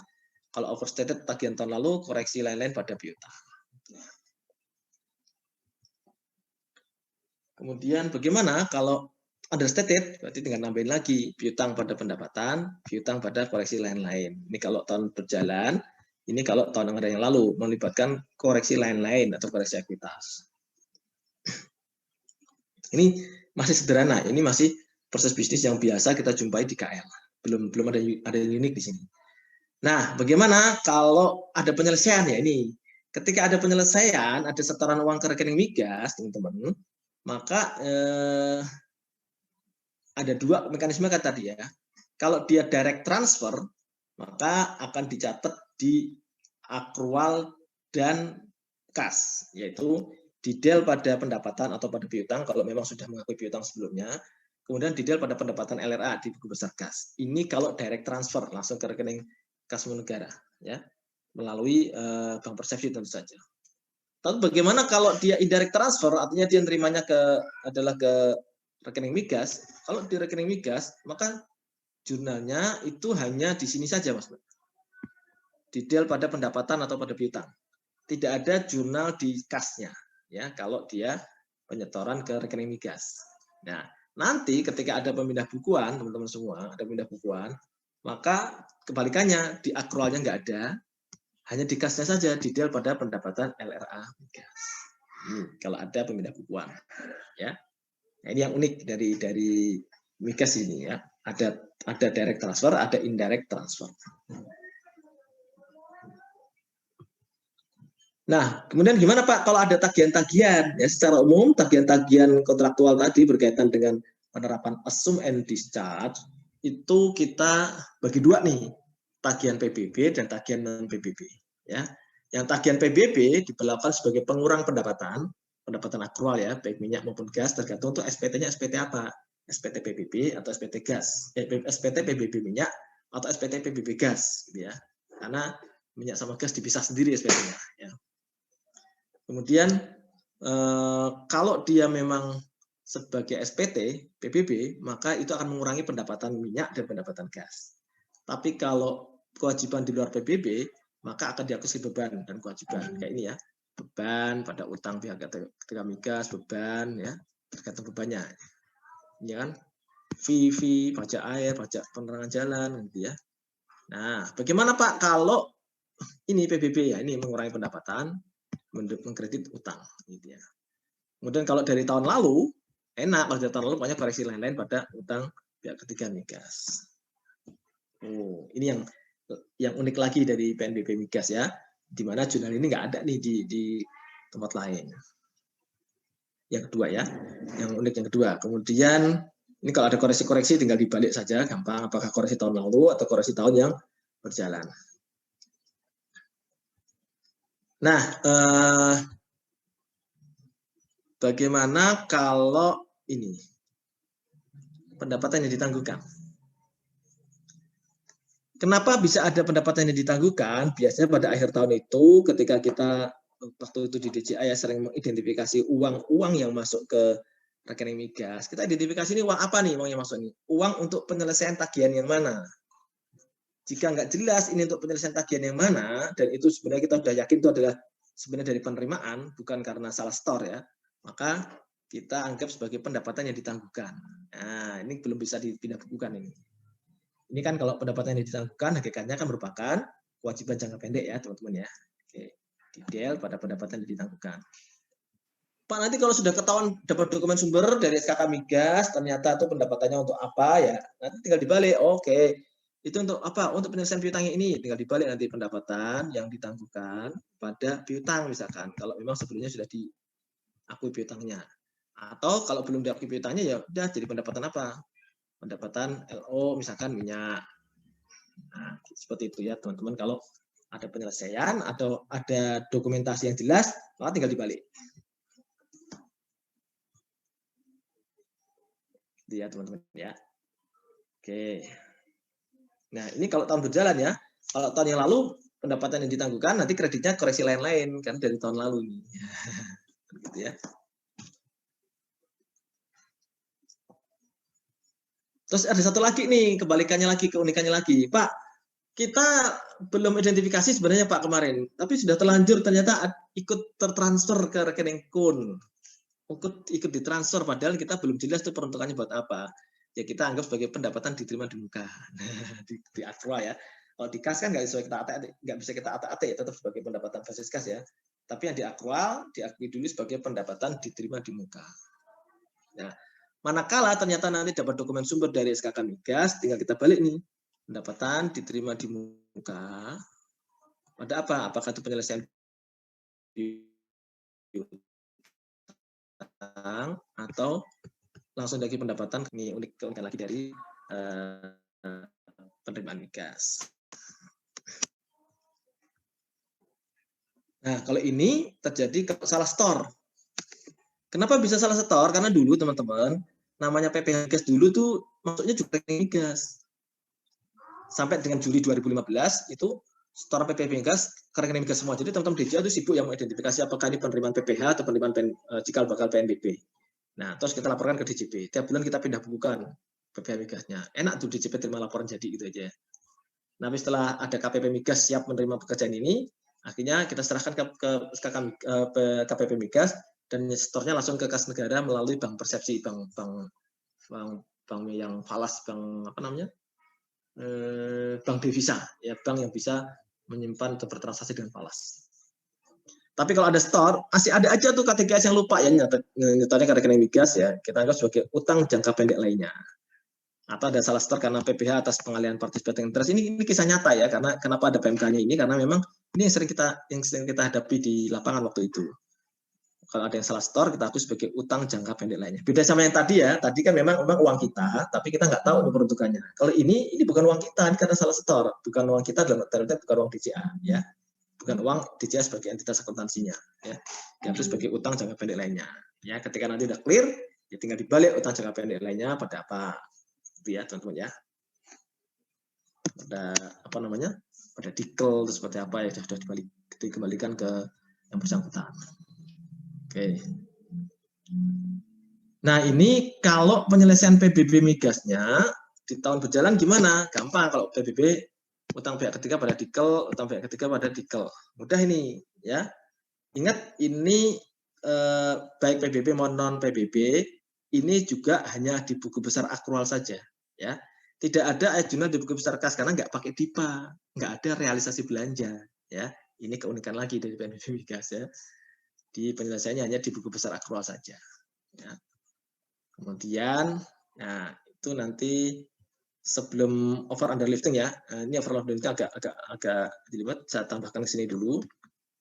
Ini kalau ada selisih kurs kita selesaikan dulu, kita sesuaikan ya, apakah selisih kurs yang di tahun terakhir, di selisih kurs yang pembukuan di akhir tahun kita sesuaikan dengan kurs akhir tahun ya, atau selisih kurs yang sesaat sebelum penyelesaian, misalkan kita mau bayar utang, kursnya disesuaikan dulu, atau kita mau merealisasikan piutang, kursnya disesuaikan dulu. Jadi biar tidak ada nilai piutang yang berselisih di sana. Ya. Kemudian di akhir tahun nanti ada pendapatan gas bumi direklas ke pendapatan denda. Kenapa? Karena tagihan-tagihan yang dilaporkan di A03 dan A04 itu seringkali bercampur dengan tagihan denda. Sehingga setelah ketahuan ada dokumen pendukungnya bahwa itu ada yang dari denda, direklas ya dari pendapatan gas bumi ke pendapatan denda. Kemudian ini akhir tahun ini kalau hitung-hitungan nanti minyaknya udah beres, oh sebenarnya pendapatan minyak nggak segini nih karena harusnya dikurangi dengan kewajiban minyak. Maka uang minyaknya tadi kan harus dikurangi karena banyak pakai uang gas. Maka pendapatan minyak pada pendapatan gas bumi itu. Atau direklas dari minyak ke DMO, kadang-kadang hitungan minyak sama DMO juga ketukar-tukar ya. Nah, ini kalau penyelesaian PBB migas tanpa melalui rekening migas ya, yang sering terjadi, kita beberapa tahun terakhir itu membayar PBB migasnya nggak pakai uang di rekening migas karena uangnya nggak cukup. Terus caranya gimana? Kita koreksi aja uang PNBP minyaknya aja yang dari kas negara, jadi koreksi menjadi sebagian ke PBB migas. Kan sama-sama pendapatan pemerintah pusat ya, tinggal kita koreksi saja. Jadi kalau diselesaikan pakai koreksi, kita DJA dulu nerbitin surat ke KPP penerimaan, KPP khusus penerimaan ya, KPPN khusus penerimaan, mohon maaf, KPPN khusus penerimaan. Maka DJA akan mencatat utang pihak ketiga migas pada dikel dan di jurnal kasnya pendapatan minyak bumi pada dikel. Jadi mengoreksi pendapatan minyak bumi pada dikel. Kemudian bagi DJA, bagi DJP yang mendapatkan PBB, dia akan ngakui detail pada pendapatan PBB. Nah, ya. Ini ya, jurnal-jurnal unik tuh selesai kan, tinggal kita masuk ke overlifting. Oke, sebelum saya masuk ke over underlifting, ada pertanyaan nggak teman-teman? Silakan. Izin bertanya Bapak. Ya, Mbak Nimas. Pak, saya kan menemukan yang di soal Bapak itu ada PBB gas bumi dan PBB migas. Itu bedanya apa Pak atau sama saja? Ya, pertanyaan bagus. Jadi gini Mbak, namanya PBB migas itu terdiri dari PBB minyak bumi dan PBB gas bumi. SPT-nya terpisah, Mbak. SPT yang dibuat oleh KPP migas itu beda-beda. SPT minyak sama SPT gas terpisah-pisah. Makanya ketika ada tagihan itu, maka enak kita akan mengurangi pendapatan PNBP minyak atau pendapatan PNBP gas tergantung SPT-nya, SPT minyak atau SPT gas. Itu Mbak Nimas ya. Jadi kalau gabungan itu ya migas itu untuk ini aja, untuk gabungan antara minyak dan gas. Tapi SPT-nya sendiri-sendiri, minyak sendiri, gas sendiri. Baik Bapak, terima kasih. Ya, Mbak Nimas. Ada lagi silakan teman-teman. Konfirmasi, Pak. Ya, silakan Mas Farhan. Untuk pencatatan yang jurnal tadi, Pak, itu berarti untuk pendapatan diterima di muka itu apabila peruntukannya belum jelas gitu ya, Pak. Dan untuk kewajiban kalau gimana ya, salah store gitu ya, Pak, udah dari awal salah gitu, Pak. Ya, kalau seperti itu, Pak. Ya, pendapatan diterima di muka itu uangnya memang udah nggak jelas, tapi sudah terlanjur kita pindah bukukan, Mas. Tapi kalau uang jelas belum dipindah bukukan, uangnya masih di rekening migas, itu namanya pendapatan yang ditangguhkan. Itu ya Mas Farhan ya, itu pendapatan yang ditangguhkan. Kemudian kalau sudah terlanjur dipindah bukukan, itu namanya pendapatan diterima di muka. Tapi kalau memang itu uang salah setor, itu jadi utang jangka pendek lainnya. Itu beda-beda ya. Meskipun sebenarnya namanya pendapatan ditangguhkan, kemudian pendapatan diterima di muka, utang jangka pendek lainnya itu sama-sama kewajiban sih, tapi kan ininya beda, penyebabnya beda, gitu ya. Pak, terima kasih, Pak. Ye. Ini tanya, Pak. Ya silakan Mas Farhan. Kalau yang tadi buat penyetoran untuk penerimaan selain migas itu kayak firm commitment dan lainnya itu maksudnya gimana ya, Pak? Oke, kalau firm commitment itu bukan pendapatannya BUN. Firm commitment itu pendapat dari SDM, jadi dia nyetornya ke Erkun ya, nanti yang melaporkan adalah SDM. Tapi yang pendapatan yang dilaporkan oleh BUN, oleh BCA itu yang lain-lain, yang non-living tadi bonus produksi dan transfer material itu asas bruto tuh, karena nggak dikurangi apa-apa, langsung ke rekening KUN, tidak perlu masuk ke rekening migas. Itu Mas Farhan. Yang direct transfer tadi ya. Oke, Mas Farhan Putra. Ada lagi teman-teman? Sebelum saya masuk ke over underlifting, seru over underlifting ya. Jadi ini kayaknya pembahasan over underlifting nggak bisa tuntas hari ini. Nanti sebagian kita bahas di pekan depan ya. Tadi yang kelas 11 juga gitu ya. Kan memang banyak. Tapi kalau cuman konsep awal yang umumnya over underlifting yang sederhana bisa. Baik, nggak ada pertanyaan. Teng. Saya lanjutkan ya. Teret. Nah, dikit lagi. Jadi teman-teman, kenapa bisa timbul over underlifting kontraktor? Ya, itu secara teknis bisa timbul over underlifting kontraktor adalah karena kesiapan dari kapal masing-masing, kapal pemerintah yang melalui penjual maupun kapal kontraktor. Kalau kapalnya siap merapat tiap bulan di di pelabuhan dekat serah terima minyak itu, split minyak dan gas, maka ya di bulan itu ada bagi hasil ini antara pemerintah dan kontraktor sesuai dengan proporsi bagi hasil di kontrak. Ya. Tapi ada kalanya gini Mas, ada kalanya di bulan-bulan tertentu itu yang siap hanya kapal kontraknya saja, kontraktornya, tapi kapal penjual yang ditunjuk sama SKK Migas tuh yang mewakili negara nggak siap merapat ke sana. Sehingga minyaknya kan sudah terlanjur mau diangkat, nggak mungkin ditunda Mas. Kalau ditunda itu akan menimbulkan tambahan biaya karena minyaknya itu sudah istilahnya sudah ngentep sudah keluar ya, harus dicalurkan ke kapal ya. Makanya minyak itu diangkut semua oleh kontraktor pada bulan itu. Sebaliknya di bulan berikutnya bisa jadi kapal kontraktor yang nggak datang, kapal pemerintah yang pembeli tadi, penjual tadi, maka diangkut semua oleh pemerintah. Jadi tiap akhir tahun nanti baru dihitung nih, oh berapa bagiannya sebenarnya, yang sudah ngambil sekian berapa, yang sudah ngambil sekian berapa, nanti ketahuan nih, apakah kontraktor kelebihan ngambil atau pemerintah yang kelebihan ngambil.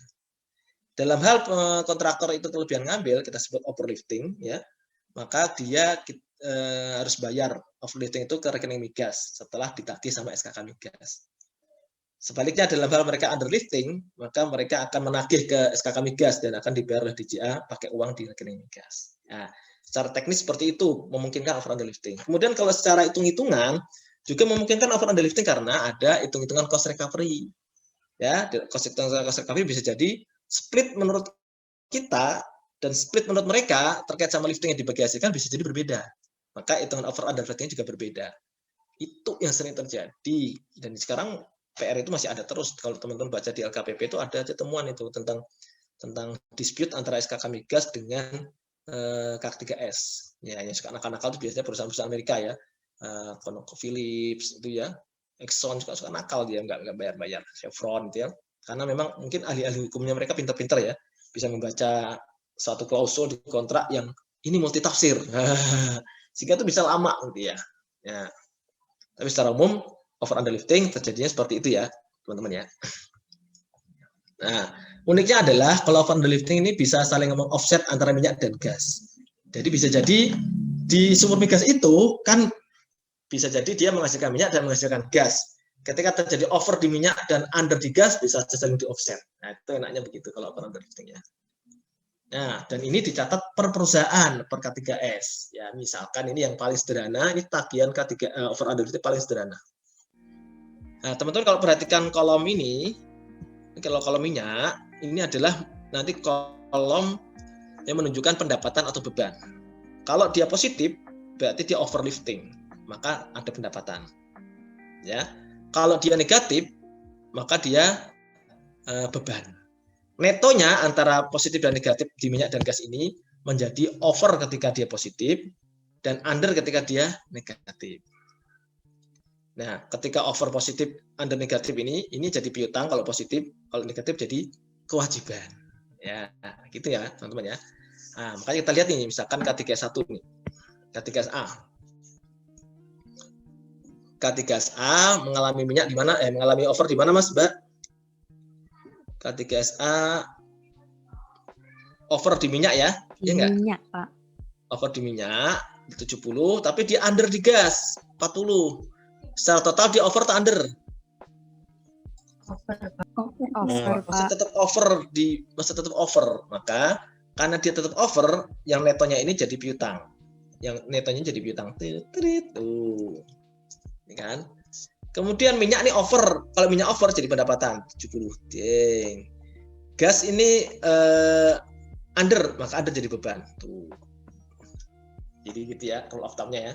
Kalau dia over jadi pendapatan, under jadi beban, netonya jadi piutang atau jadi utang. Gampang ya, Mas, Mbak. Ini kalau K3SA. Bagaimana kalau K3SB, Pak? K3SB sama ya, sama-sama over ya, gampang.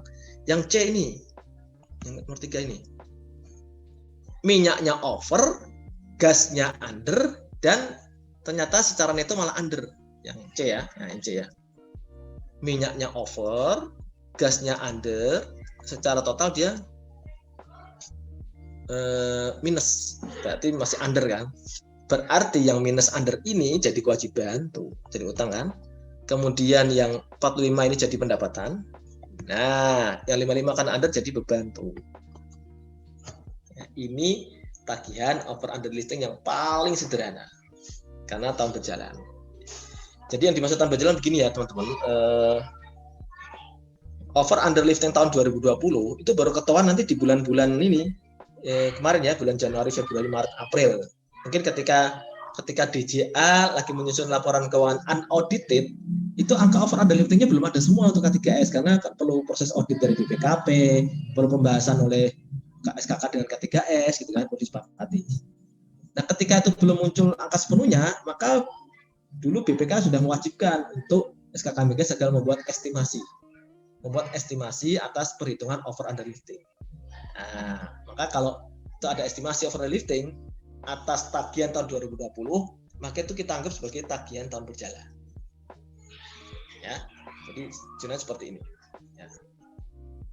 Nah, kasus yang kedua, teman-teman, ini paling sederhana. Yang kedua ini agak complicated.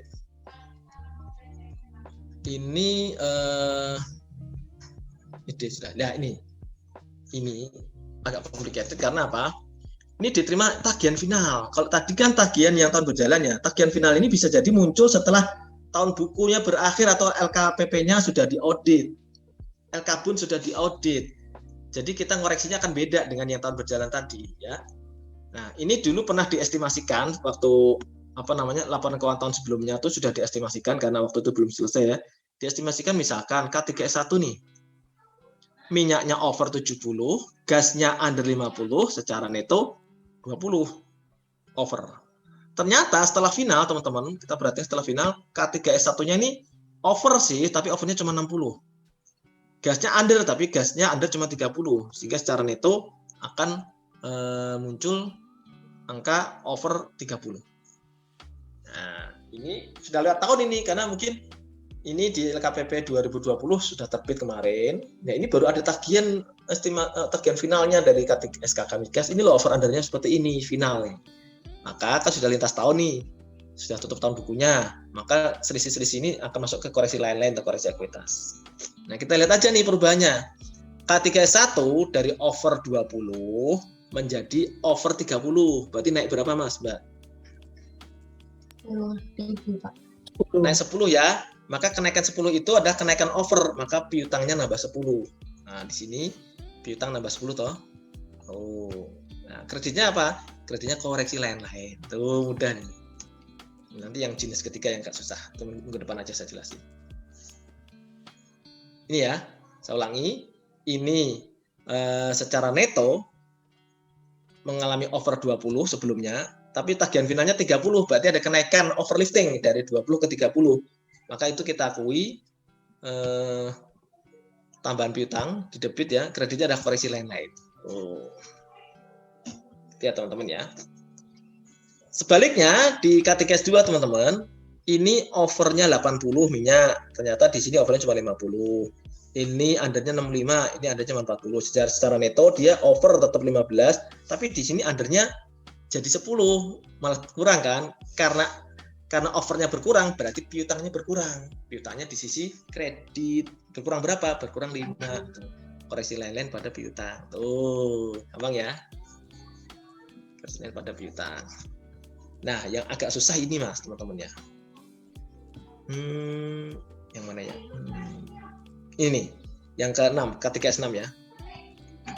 Secara neto dia mengalami under 20. Tahu-tahu ternyata jadi over 10. Gimana tuh? Apa yang K3S3? Over 25, tahu-tahu under 20. Nah, K3S3 juga unik ya. Tadinya over 25, kok malah jadi under 20. Oke, kalau over 25 kan piutang 25 nih. Berarti piutangnya harus dihapus dulu. Kenapa? Karena jadi under nih sekarang. Nah, kemudian memunculkan utang senilai 20 karena di under. Nah, sehingga K3S3-nya begini. Piutangnya tadi minus 25 ya, dihapuskan dulu. Kemudian memunculkan utang 20. Nah, penjumlahannya jadi koreksi lain-lain di debit 45.000. Tuh ya. Piutang berkurang 25. Utang nambah 20 sehingga koreksi ekuitas istilah rugi ya, ekuitasnya jadi rugi, ruginya tombok-tombok gitu loh, piutangnya berkurang, utangnya malah nambah, jadi double ini ya, jadi koreksi lainnya 45. Demikian juga tadi di K3S6 yang tadinya under menjadi over, berarti undernya dihilangin dulu, kewajibannya hilang dulu, baru munculkan piutang. Nah kewajiban dihilangin dulu baru mencapai piutang 10. Nah, ini kalau ini double keuntungan ya. Utangnya berkurang, piutangnya nambah, maka koreksi lain-lainnya di sisi kredit. Tuh. Ini yang uniknya di sini. Nanti masih ada lagi varian-varian dari varian. Ingat varian jadi ingat varian Delta ya Covid ya. Ingat dari varian-varian transaksi Covid sampai transaksi over underlifting kok Covid lagi ya. Nanti kita jelaskan lagi minggu depan. Silakan ada pertanyaan. Izin bertanya Pak. Silakan Mas Dimas. Itu untuk estimasinya itu apakah di awal tahun dibuat jurnal untuk estimasi atau bagaimana Pak? Ya bagus. Jadi gini Mas, betul Mas Dimas tadi. Kalau SKK Migas sudah memberikan estimasi ke DJA, maka DJA bikin jurnal yang tadi itu Mas, yang awal-awal itu, ya. Jurnal ini. Misalkan ya over underlifting 2020. Sama SKK Migas ngirim ke DJA nih. Ini loh K3SA sekian, B sekian, C sekian, D sekian. Maka sama DJA akan nyatet ini di awal 2021 untuk laporan keuangan 2020. Ya. Gitu. Nah, ini kalau ternyata nanti tagihan finalnya berbeda, ya, terus laporan keuangannya sudah audited yang ini, ya, timbul transaksi ini. Ini kan transaksi finalnya, tagihan finalnya ada ya. Sudah nggak estimasi lagi, ternyata berbeda jauh dengan yang kita estimasikan sebelumnya, berarti ada koreksi-koreksi ekuitas yang di sini macam-macam. Itu Mas Dimas ya. Itu yang membuat over underlifting itu sangat-sangat unik di situ. Ini baru 2 varian nih. Nanti varian lainnya keren banget. Terima kasih Pak. Oke, saya kasih kesempatan pertanyaan sekali lagi, silakan. Kalau ada yang masih mau bertanya.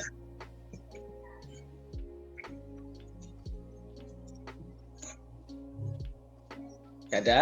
Bentar nih, nggak ada.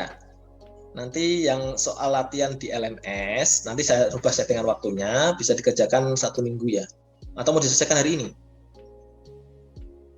Soalnya kalau Mas Diva kayaknya semangat, dia mau langsung habisin, langsung ngasih tugas itu. Ketua angkatan, si contoh dia.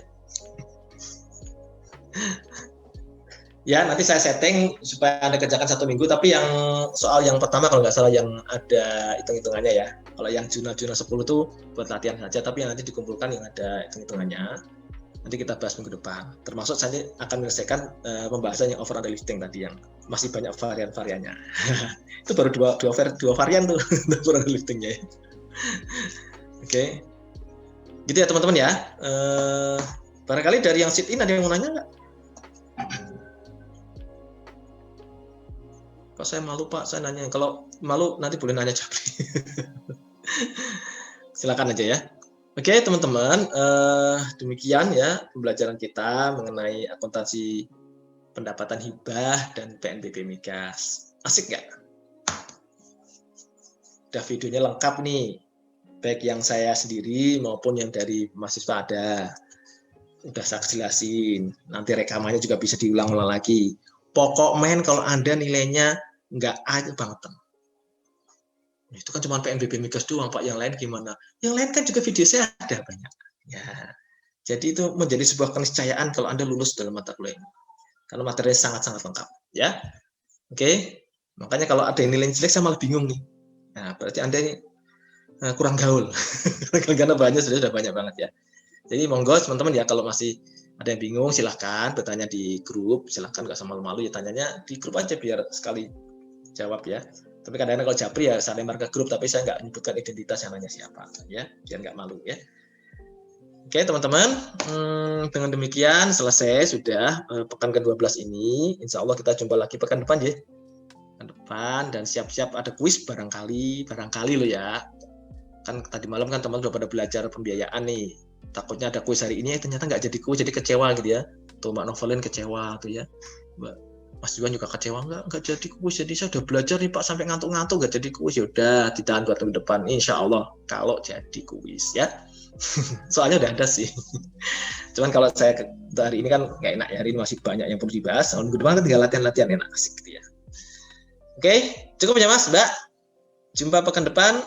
Salam sehat buat teman-teman. Oh jangan lupa nanti sore ada acara puncak acara Dies Natalis. Kita sama-sama mendengarkan nasihat dari Ibu Menteri kita, Bu Menteri Keuangan. Pasti ada banyak insights baru dari beliau untuk para sivitas akademika. Ya, salam sehat buat teman-teman semua. Semangat lagi. Assalamualaikum warahmatullahi wabarakatuh.